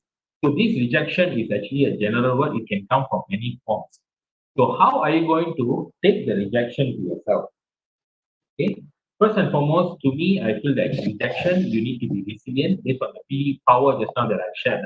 PWR, you must be persistent, you must persevere, you must, willing to adopt the changes, adapt to changes, you must be willing to be resilient and all that. So that actually ties to this question. So if you feel that you really need the job, and what are the necessary skills that you need to have? Normally, employer rejects because there is something that is lacking. And it's difficult for us to get the input from the employer because the employer probably had hundreds of applications and they can't be telling one by one why you didn't get the job. Okay. Sometimes it is because of some other reasons, which I don't want to mention. But if it is really a genuine reason, then I think you need to be given an opportunity to know why you are not being selected for the job. Or in other words, even you are selected for a job, normally we think you're good enough, but there must be certain criteria that actually make you to qualify for the job. Maybe Mukesh can ask your employer later. All right. So, and also speak to people from the industry. You can't have a narrow mind and say that, okay, this is how it is going to be. I want to end up being an R&D engineer just because I've studied engineering. No, it doesn't work that way. Okay. I've even done business development with my master's in engineering, with my bachelor of electronics. And financial management, you need to do costing, you need to do optimization and all that. So you must always be willing to go beyond your your stereotype of job placement that you wanted.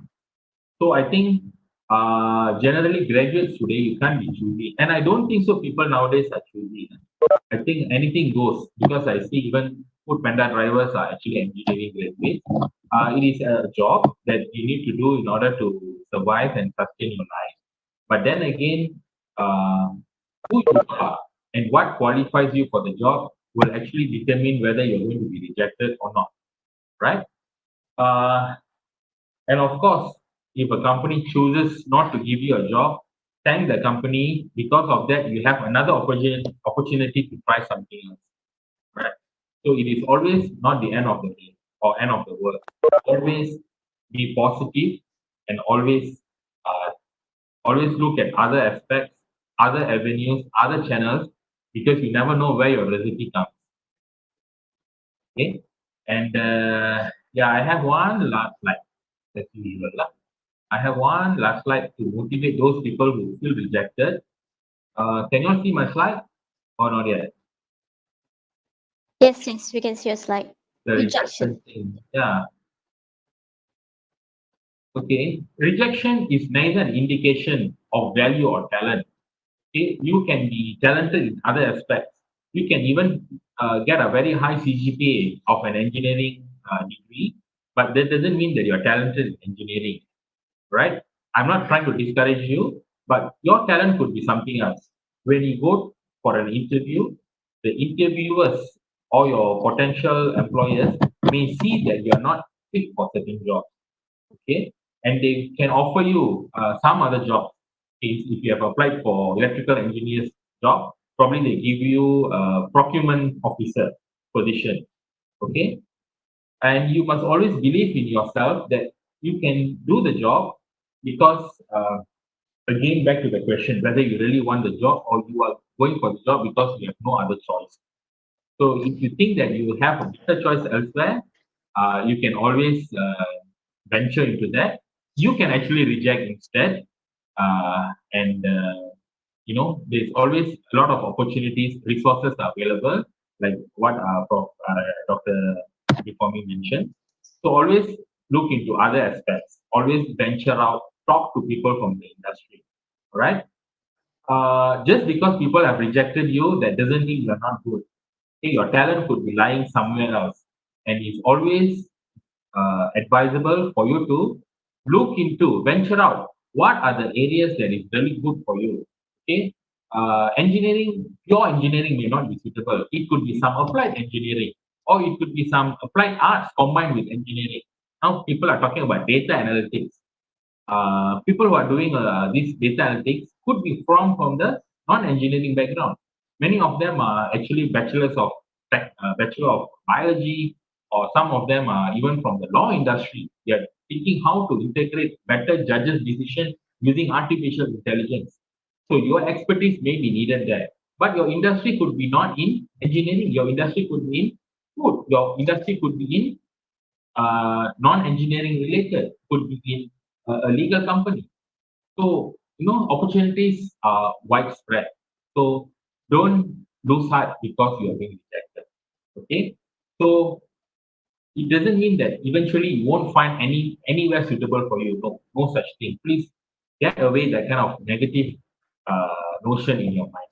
Okay, you will be fit somewhere, and it's your duty to look into which box that you fit. I think this is where you should improve on. This is where you should work on instead of feeling down about rejection. So this is what I also do. Sometimes I send for publication. Sometimes it gets rejected. Okay, articles that I spend months writing, months I've researched, I send and I reject. So that doesn't mean I'm good. I'm bad. So what I'll do, I'll try to adjust wherever necessary. Probably the language, probably the syntax, probably the presentation manner is not good. So I try to adjust here and there. When I send for another conference or publication, it gets approved, it gets accepted, and someone with good remarks. So continuous progress. You need to continuously progress yourself, improve yourself, and always believe that somehow or other you'll get your recipe. All right. Thank you. I think yeah.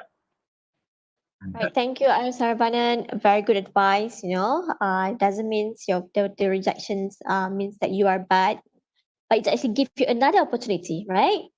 Um, we already the end of the towards the end of the forums. But before we for the closing, I would like to open for the Q&A session. Is there any question from the member of the chat?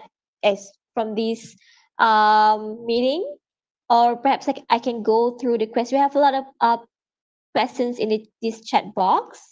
But before that, any questions from members of the floor here? Mungkin nak bertanya soalan secara langsung. Boleh pendengarkan suara. Ada tak? Ni macam ni lah kelas ni. Kalau dalam kelas macam lah mengajar ni. Ada soalan tak? Senyap je. Okay. Then like I read the questions from this chat box. I think these questions from Encik Hafiz. I think I'll give this question to Dr. Mazlan, yeah. The question is, all right. Dear panelists, from the point of view of industry, in the future, will CGPA still relevant or just pass or fail for engineering graduates, especially for class of COVID-19 graduates? And then, yeah. Then he also have another question. How industry view the quality of graduate who completed the engineering program with simulations laboratory instead of real practical laboratory? Okay, thank you. Yeah. Okay, thank you very much, Hafiz, for the question.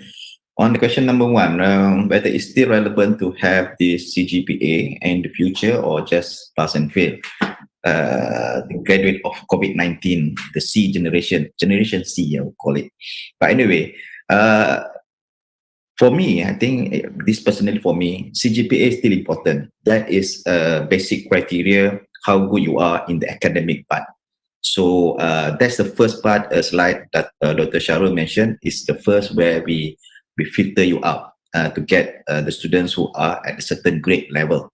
So the second part is where it's more important when you have the soft skill and the way that you convince the interviewer during that session, describing what you do, in theory, how do you explain to them what you have learned, and convince the interviewer. That is important. So it's not just pass or fail. The CGPA is still the first criteria that we filter on.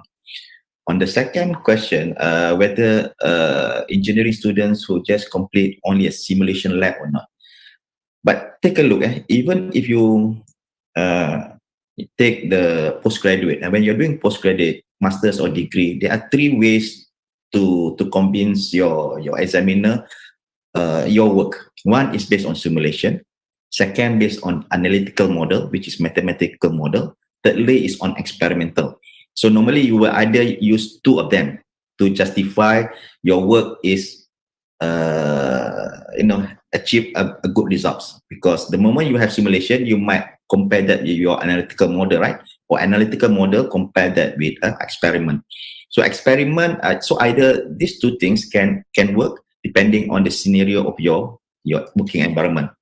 If your working environment requires to have hands-on, simulation and practical experience is still required, because you need to simulate first, because there are certain tools which you need to simulate. You need to design it. Then you need to see whether how it performs before you put that into hardware or real software part. So that is important for you just for simulation purpose. It's not a simulation that you cannot translate that into experiment part. So I guess it depends. And simulation is a tool. That's what I see. All right. Sorry. So Dr. IR Sarvani or Dr. Sharul, did you want to add up on the hands-on thing? Because nowadays we already done it online. Before we're more on hands-on. Yeah, I think back to what Dr. Mazlan mentioned, I think what is important is actually the generalized understanding of how the application works and all that. So once students master that skill set or the knowledge, I think it really doesn't matter whether you really do it on hands-on or or you do it online. But the gist of the matter is you understand the methodology behind it, you understand the syntax, the underlying theory. So I think that is more important rather than having a hands-on experience. I mean, if you are a kinesthetic person, of course, you want to touch things and you want to see things, but that doesn't should not confine you from getting the knowledge output that is required out of these laboratory sessions. So I think, yeah, to me, it really doesn't matter. And about the CCCNE things, right? Yeah, I know people who have high CGPA, but when it comes to job performance, they still did not meet the criteria. Some people may have a lesser CGPA, but then at work they really perform extraordinarily. So it all depends on how you adapt, how you engage yourself. Look CGPA as a basic passport lah. Okay, for you to enter country, you need a passport. So for you to enter job, you need to have high CGPA. Of course, the first impression is if you have a high CGPA, you will have been a good student. Okay, that is the first impression. But nevertheless, now in today's context, it may not be true because everything you do online, you can do macam-macam. Even I had my law exams online. It was 8 hours with 4 questions. We are allowed to, surf internet. We are allowed to look at our books and all that. Only thing we can't copy with each other, right? So back to the question, whether how credible is your answer? You may get 4 flats, you may get 3.9 something CGPA, but whether you are really up to that level or not. So there is some discrepancy when it comes to online. But then again, we should not confine, between online and the normal exam hall that we go into and answer the exam. It can happen in any manner. So the moral of the story is you as a student, you must be both well versed in technical aspects. Okay, if you want to end up in an engineering job, at the same time, you must also have your contribution as an engineer to the society. That means the soft part of it. If you notice, I've been IAP for more than 2 years now with Minimat. I always stress on the part, on the soft skill part, and also about to a certain level about entrepreneurship, because this is what the challenges in the industry are. Because when you become an engineer and you stick to that company for a sustainable for a period of time, eventually you become the management level. And if you don't have these soft skills, your staff is going to suffer. And normally I hear this a lot when I go to the when I go to the industry, when I talk to the people of the lower level, they always say engineer saya tak faham. Engineer saya jadi manager dia tak faham. So, when you, as an engineer, you have to contribute to the society. If you're coming with a fantastic design, but if your human to human communication is bad, you can't empathize with a janitor, you can't empathize with your lower technician. I think you fail in your job as an engineer. So this is what I honestly believe in. People relationship is important. CGPA, yes, you need to have good CGPA. No point of you having good perwatakan tapi you punya technical skills tak ada. So also it's not a good combination. So be a good match, technical skill and also your soft skill. Then you can really go up. You can really soar up. One example is our Dr. Mazlan. Okay, I always look at him as a role model. I even call him Papa IoT, godfather of IoT in Malaysia. He has a lot of good credentials, high credentials, but he chose to contribute to the education industry. He really contributes a lot to the development of the country. So most of our students can even take Dr. Mazlan as a role model. Okay, how he actually balanced up technical skill and also his soft skills. Okay, you have any problem, you go to him. He has never let people down. Okay, he always tries his level best to assist people. So I think this is the aspect that we need to look at. So CGPA is important. At the same time, your inner self, yourself as a person, your personality also plays a role.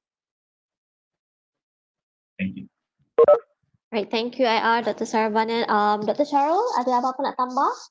Mungkin your point of view from Intel? Ada. That's good. That's good.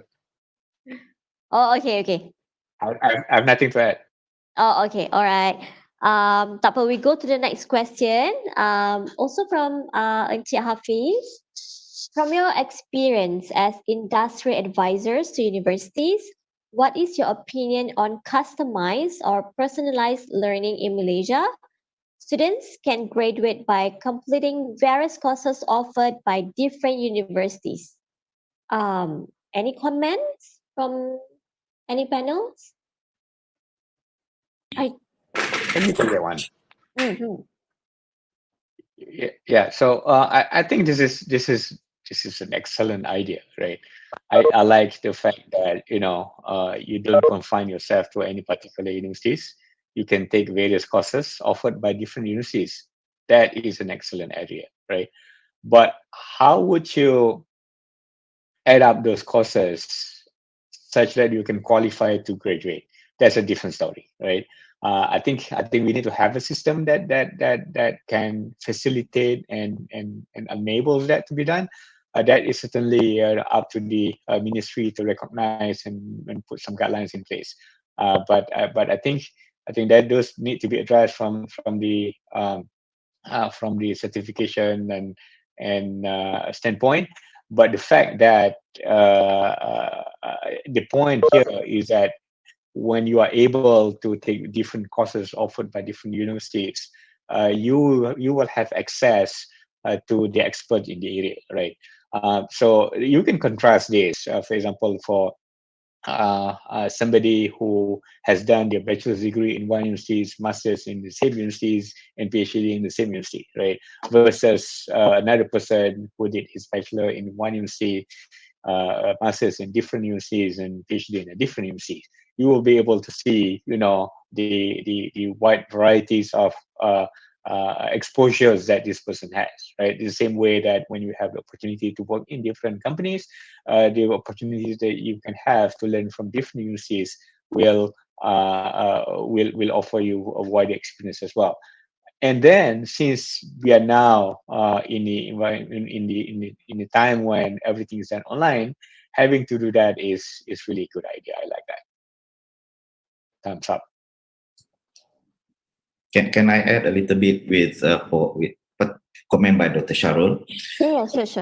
I think the era of IR 4.0 is all about convergence, so of new technologies, and all these new technologies are coming very fast, and not all of sometimes the universities are unable to cope up with this fast pace of technology. Certain universities, certain faculties are able to be excellent in certain subject, certain courses. So now what you're seeing, the trends have happened, not in the industry only, where the convergence comes in. The university is also facing a convergence. So at one time, you're seeing the different schools, right? I think 3 schools are now converged into one.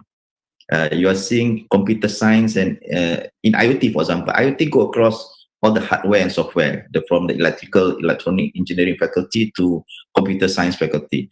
We are seeing that convergence in many universities. I think one example is your university, UNIMAP, is also doing that convergence. So different schools are converged because you have different expertise. So you need to leverage them and offer this to the students rather than you duplicate a similar courses, and that will you have already lack of manpower. We have seen in UTM, for example, it's a very big engineering faculty of engineering. So I think the challenge now, what like Dr. Sharul mentioned, is that how do you offer these different courses, and making sure that the system at the back end are supporting that, because this is the difficult part, because you have legacy systems which is very silo. So the universities need to make sure that it's easy for you in the IT part. It's easy for you to manage the students' credits and subjects and all that, so that they can easily take different subjects from different schools. But to do that with different universities is a bigger challenge. So I try to start with university first before you converge with other universities. Right?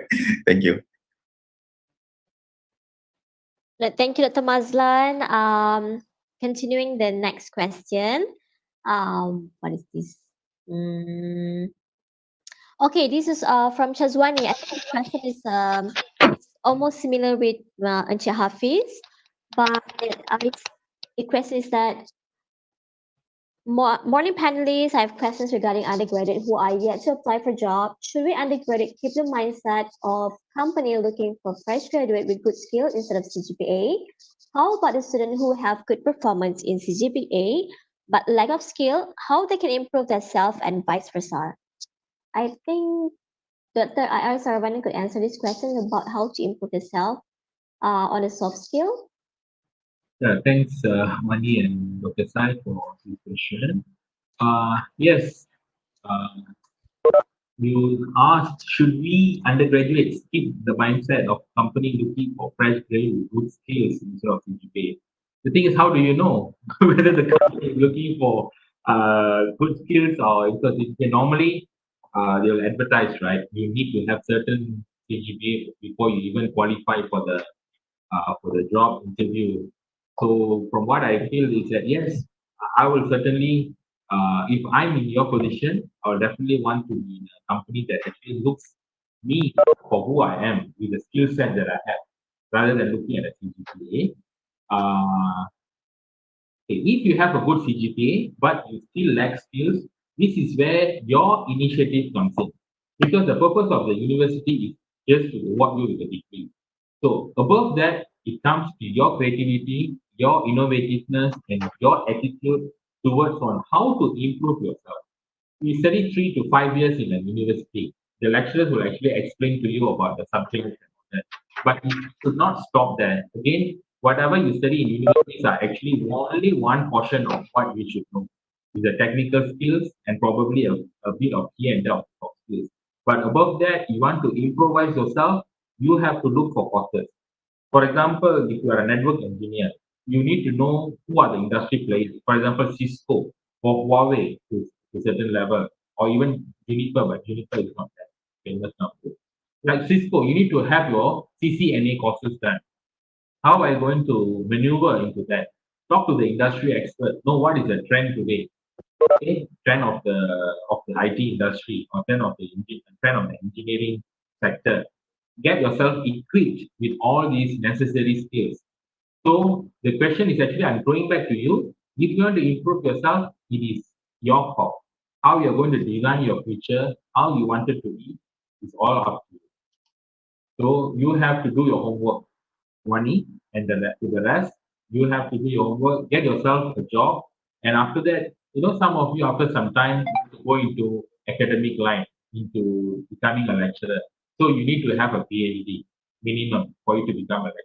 So it's all your planning, what you want to become. If you want to work in the industry or you want to be a network consultant, you need to have all these professional papers. So you go into that. Janganlah pergi buat masters ataupun PhD. Kalau you nak survive in a consultation, you want to be a consultant, you want to survive in the industry, you need to have you need to have professional qualification. So again, the question is comes to you. How you want your future to be after you go out from the university? You are, maybe you can spend 1 or 2 years to start your work and you see whether you really like to be in the industry or not, or you want to venture into somewhere else, or you want to become an entrepreneur. So you want to become an entrepreneur, probably you don't need to have a master's in engineering. You need to know what is digital marketing is all about. So that is actually a blend between IT and also the management, the business part of it, right? So you need to always upgrade your skill sets. Wani, wish you all the best and do the rest. Thank you. Thank you, R. Saravanan. So do your homework and go to e-Penjana, right?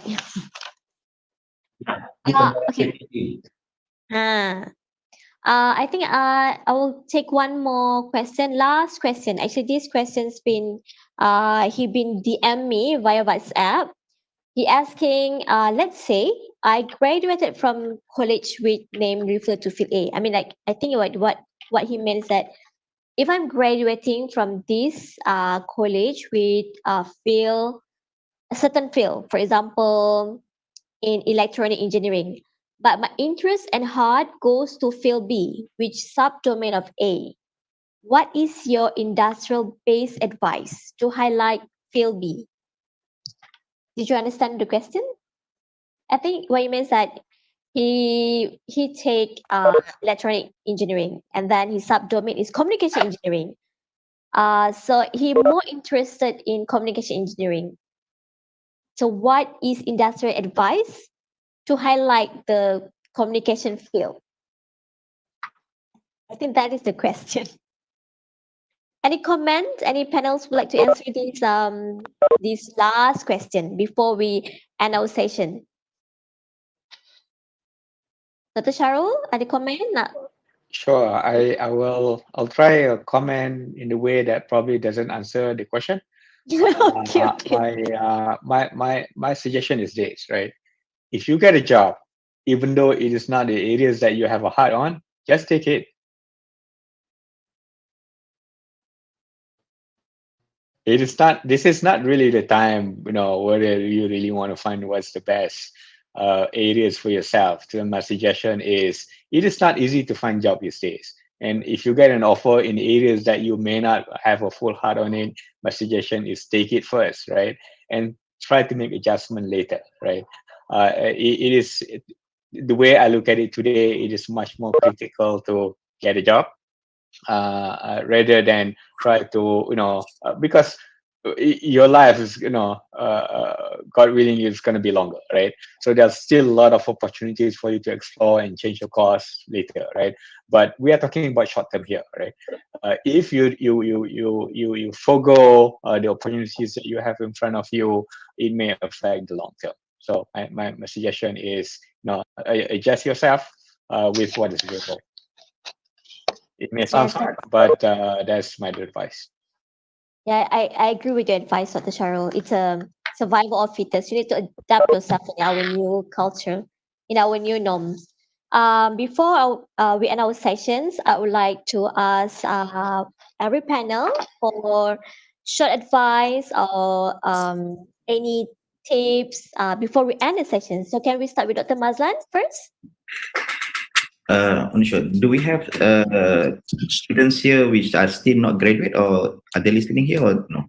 Wait. Yes, yes, we do. We do still have students that not graduated yet. For example, Wani is a third year student.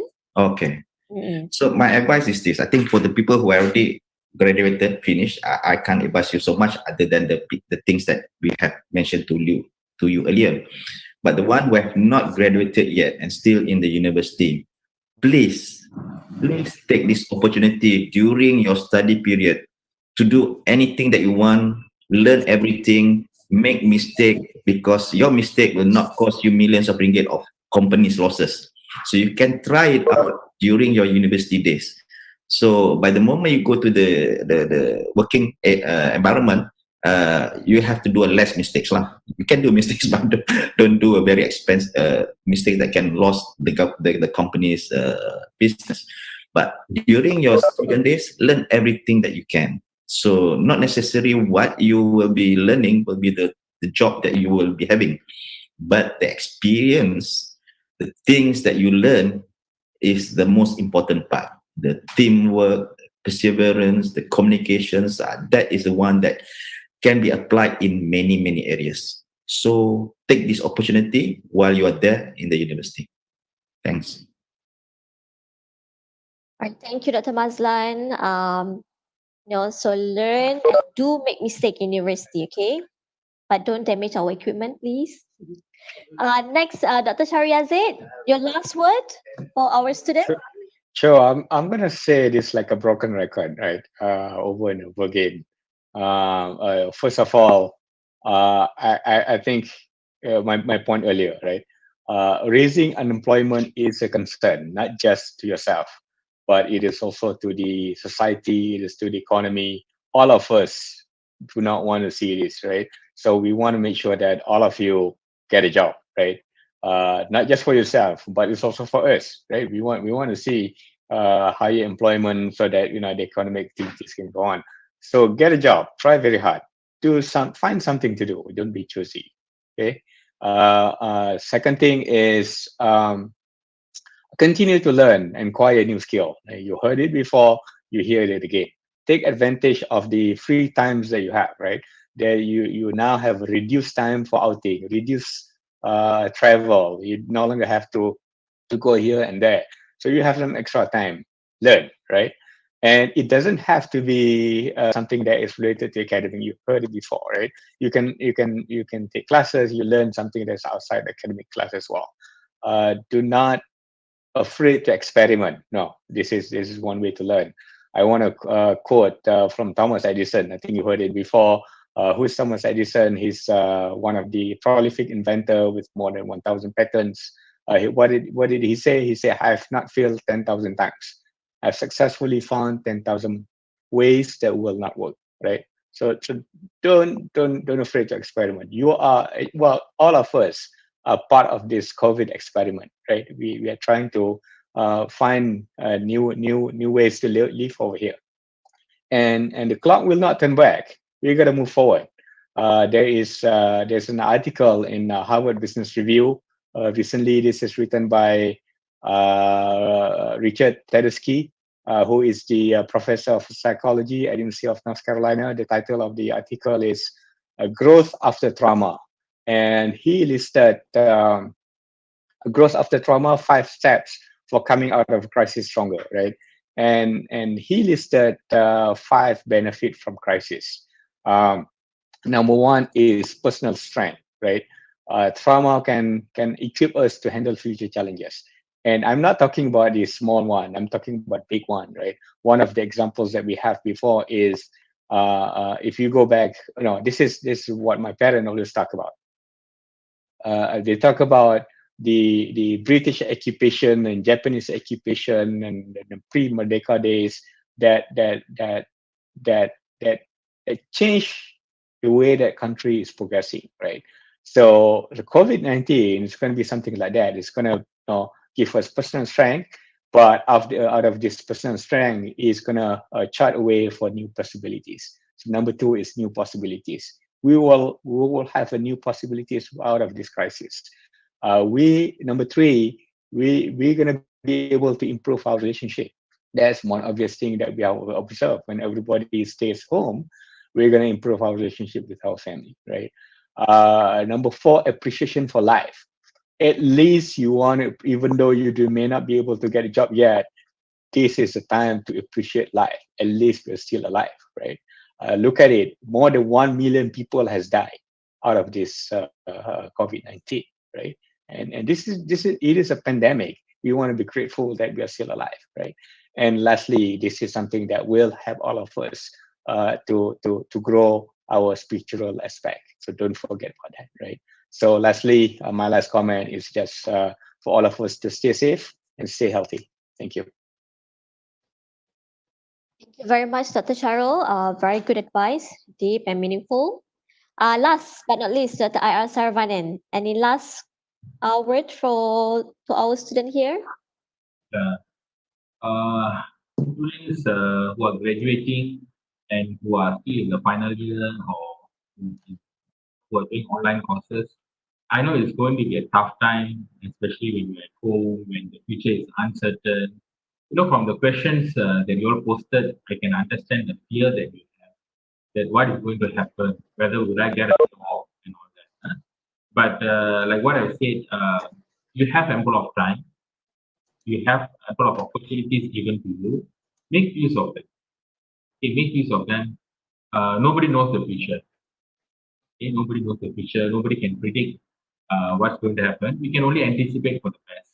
So upskill yourself, do your level best in your studies. For those who don't like engineering, but you are thrown into this engineering program, actually, this is an opportunity for you to know how you can actually make somebody's life better by using their engineering skill. A lot of things are actually engineering, okay? Especially during the COVID. Imagine if you don't have Food Panda, if you have, if you don't have My Sejahtera app, what is the underlying thing behind all this? It's all engineering. And people like you who are the one who's going to build all these things up. So don't you think engineering is fun? Engineering is very much needed.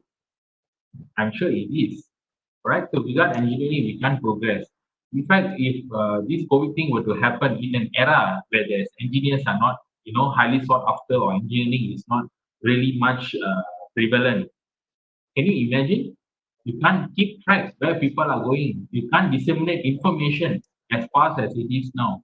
So a lot of things are actually engineering, and you people are in this communication, networking. So who else are going to be highly sought after if it is not people like you and I? Okay, the first week of MCU announcement, I think second week of March, or first week of March, I can't keep track. I used to work until 2 a.m.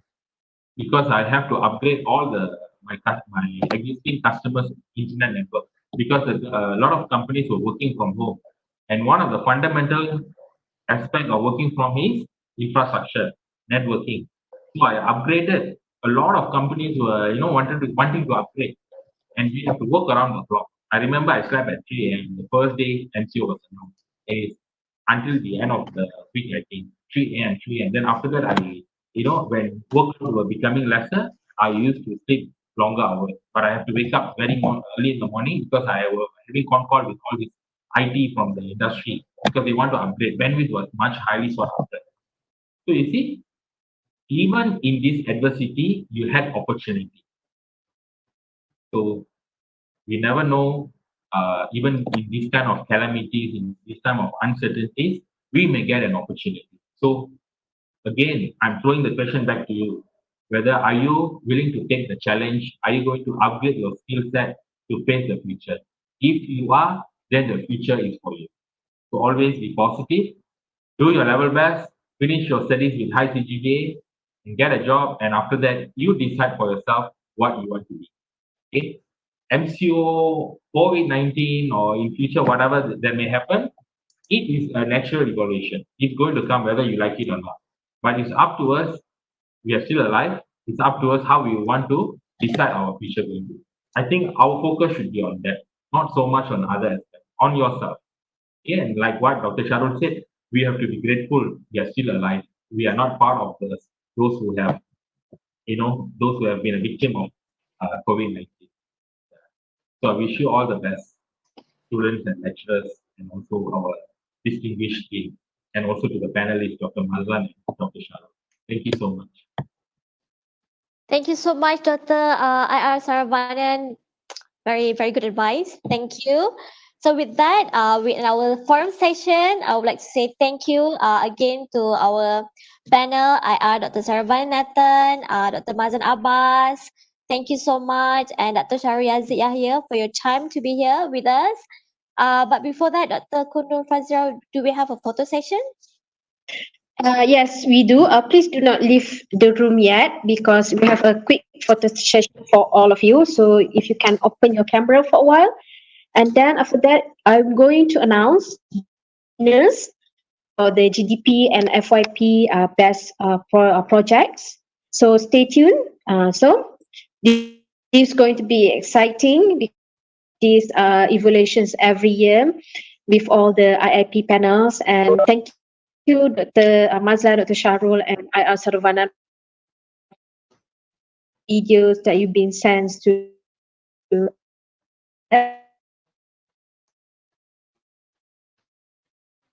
us. Pictures. Wow, now I can see already now. I only can see lectures where students. I can only see one student sitting here. Driving. Shazwan is driving. Good. Dr. Said is there. The Zahira is there. All right. Okay, ready? Partner? Okay. All right. One. We are still there. Yeah? Okay. Okay. This okay, 1, 2, 3. I take one picture from here and then Puanora will take one. Hold on. Okay, smile. 1, 2, 3, smile.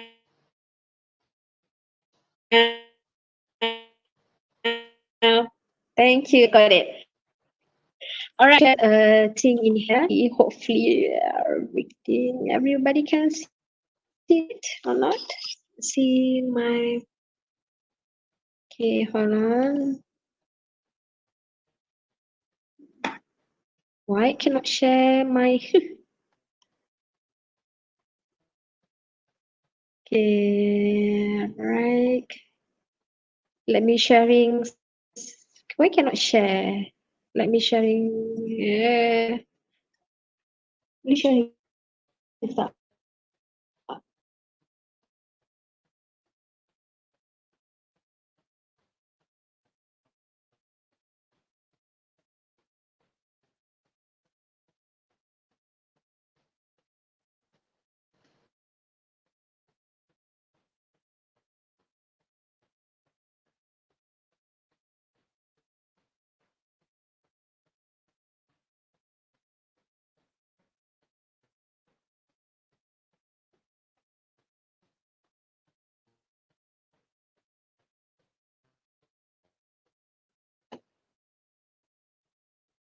Dr. Fazira, everything okay there?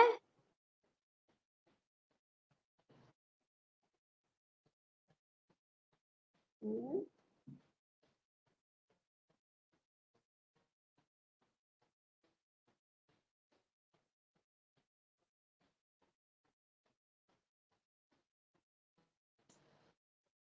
Oh, this is the problem with online.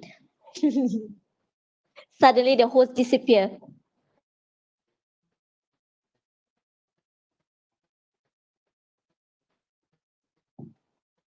Fazira tak dengar?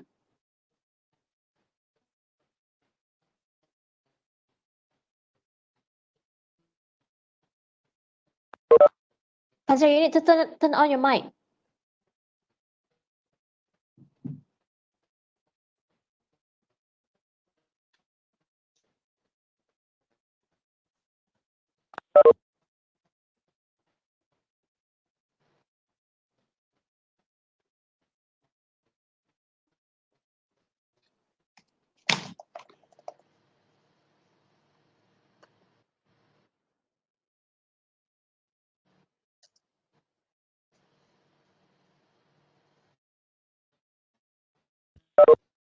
Okay, I'm trying again to share. Okay, for whatever reason, doesn't start to share in here.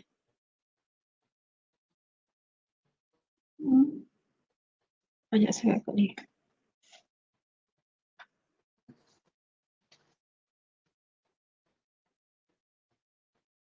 Okay. All right. Can everyone see my slide over here? Yes. All right. Okay. Sorry for the delay. All right. So basically, every year we did this. We did pick a few projects from GDP and FYP among our students who got the top marks. So this year, since we're already converting mergers to a few schools, so this year we are going to call it Computer Communications, Computer Network Engineering Exhibitions Day. So from the FTCAN, Faculty of Electronic Engineering Technology. So basically, we have 10 groups of GDP and 10 individuals of FYP projects, which has been selected and shortlisted and basically been professionally evaluated by all the panels that you just heard from the forums.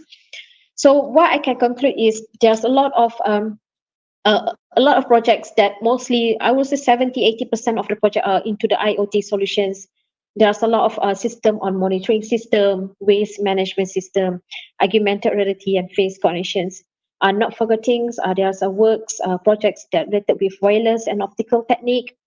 There are ones projects that are related with Sulam, which is a project that involved with the community in Perlis.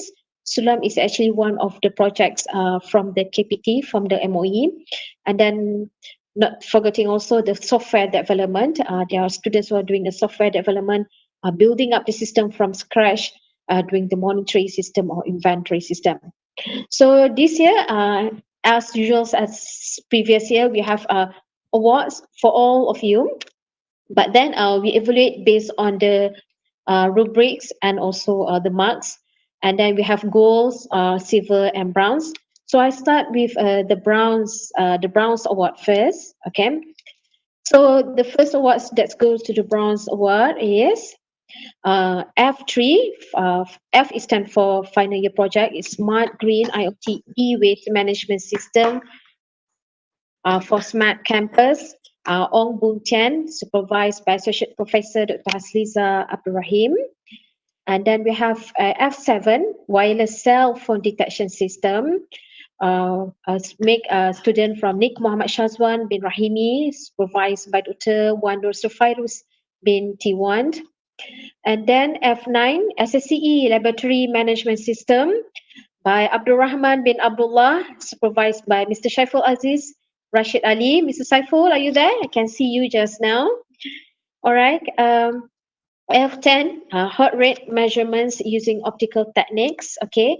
Arif bin Azhar, supervised by Madam Sabarina Ismail. G3, an IoT-based smart sanitizer dispenser. Well, this is more into a COVID-19 projects, I believe. So there are groups in here. So Difipria, Muhammad Azrin, Tan Chin Pin, Siti Nurliza binti Sulaiman, Nur Syafiqah binti Muhammad Rosli, supervised by Associate Professor Dr. Muzamil Jusso and also Dr. Tena Rasan. Okay, that's all for the Bronze Award. Give applause to all of them. All right. I think it's the same. All right. A smart city, sorry, I missed one. Smart city monitoring system supervised by Dr. Latifa Munira and Dr. Nur Farhan. Dr. Nur Farhan, are you there? So, Yo Wei Sheng, Muhammad Arif Ashraf, Muhammad Azhari, and Manihi Bint. All right. So, that is for smart bronze. Another one, augmented reality based navigation for PAU. Pau Town in line with Visit Malaysia year 2020. So this is the project that are based for the Sulam, supervised by Dr. Ong Biling and Dr. Hasna. The students are Ong Jun Wen, Muhammad Amirul Mukminin, Nur Hafizah Ifa, Divagar, and also Nur Atika Effendi. Congratulations to all. All right, now for the, let me see. Then there's a SCCE, School of Computer and Communication Engineering, location navigation system based on mobile augmented reality. Again, by using augmented reality, supervised by Dr. Siti Zuraida Ibrahim. Dr. Siti, are you there? I can see you just now. So the students are Fatih Nur Hazwani, Nur Shazwani, Wani, you there? Congratulations. Tabrizwari and Jeremy Loh Chun. Okay, all right, for silver awards. All right, for silver awards, okay. The first one, class management system by Yu Jo Min, supervised by Dr. Norfadila Mahrum. IoT based public restroom management system, Muhammad Zulhusni bin Saad, supervised Dr. Amiza Amin. Zulhusni, are you there? I can see you since this morning, so I hope you're still here. Android online shop, Chiang Wai Kin, supervised by Dr. Nur Farhan Kaha. Well, can see Dr. Nur Farhan, you got bronze and silver now. Congratulations. Next one, design of precise vehicle tracking system using GNSS constellation, supervised by our Dean, Associate Professor T.S. Dr. Azrimi and Associate Professor T.S. Dr. Soh bin Jack. Student Wong Ing Hong, Muhammad Izzuddin Ahmad Bakri, Muhammad Firdaus Ishaq, Khairul Amirin, and also one Muhammad Shazwan. I hope the student is still here because I did see Wong Ing Hong just now in the morning. And then IoT-based restaurant order system, supervised by Associate Professor Dr. Rosmi Razif and Dr. Vijaya. Students are Sharul Naim bin Zainal, Sarmila, Muhammad Fahmi bin Muhammad Nazim, and Ahmad Ashraf bin Muhammad Abdullah. All right. And then NASA barcode inventory system, so supervise me. I have to say that by me and Dr. Junita, next room. So the students are Lee Mayan, Wan Nur Asrin, Amaraj Singh, Nur Ain Husna, and also Nurul Hikmah Nasri.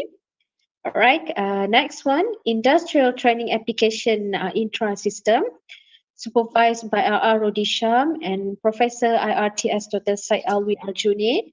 The students are Privin Raj, Chan Suchi, Imran bin Razali, and Wan Abbas Ansari Abdul Ghani. Next, wearable face recognition system for visual impact people, supervised by Mr. Fazrul Faiz Zakaria. students Delvindra Dev Singh, Muhammad Sufyan, Lim Chung Seong, and Muhammad Amirul Naim. All right, for the gold awards, okay. Okay, you work hard, Sharul, so you should get awards, okay? Should pat yourself. Congratulations for yourself. All right, for gold awards, the first one is IoT solution for students attendance and monitoring system, Bahruz, yeah, supervised by Dr. Muslim Mustafa. I hope Dr. Muslim still here. All right, next. Automated taxi fare meter system based on Internet of Things. Mukesh, Ravi, Mukesh, you there? Right, congratulations. Thank you. Supervised by Dr. Nur Hafiza Khazali. I hope Dr. Nur Hafiza is there. And then next one is IoT for human detection and counting monitoring system by Kong Kok Wei. Supervised by Associate Professor Dr. Najmuddin. Dr. Naj, congratulations, and also for Kong Kok Wei. All right.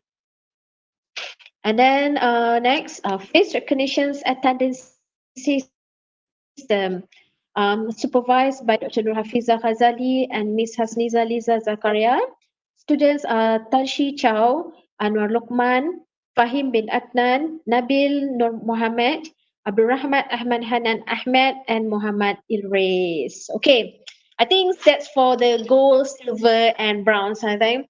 So now, for the best of the best, we have two best of the best. One is for GDP, group design project, and then one is for final year project. So this best of the best is based on the mark and also based on the opinions and being animated by the panels. Okay. The first one, final year project. Congratulations to Mukesh, anak lelaki Ravi, on the project automated taxi fare meter based on Internet of Things, supervised by Dr. Narfiza Hazali. Congratulations, Mukesh. Are you there? I'm Congrats. here. Thank you very much. All right. Congrats. Congratulations, Dr. Fiza. Are you there? I'm not seeing Dr. Fiza here, but well, she should be proud of you. All right. Okay. Congratulations.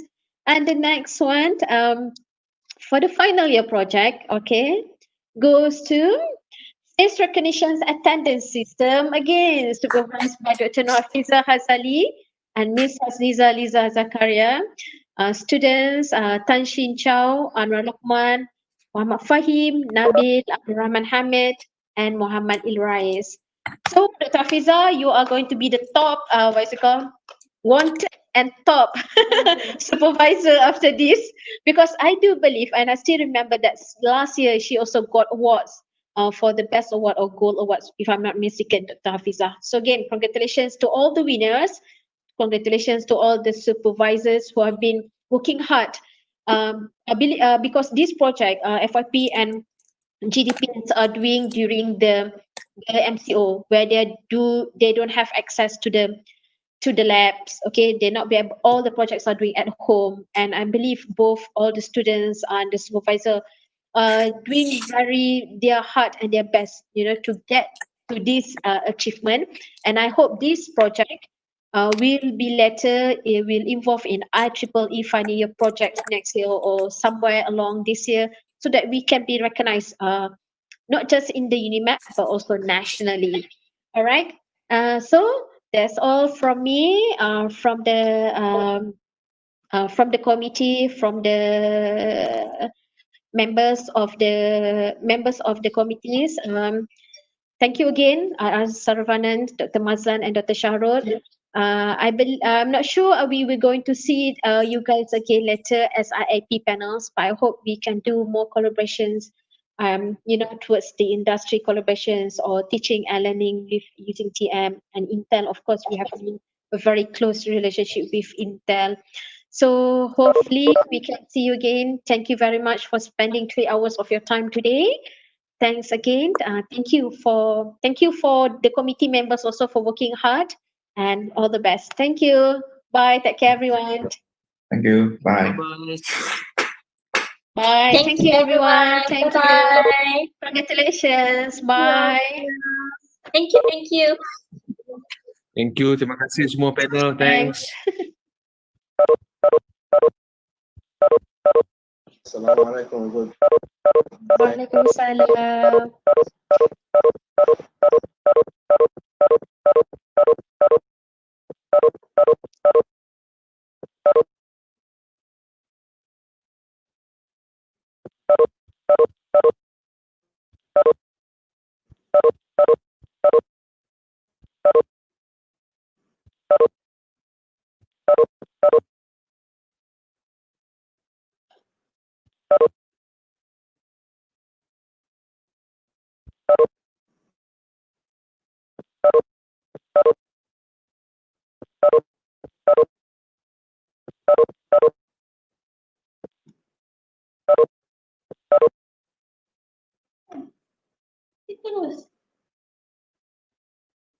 Right. Okay. Thank you. Bye. Dr. Rekma.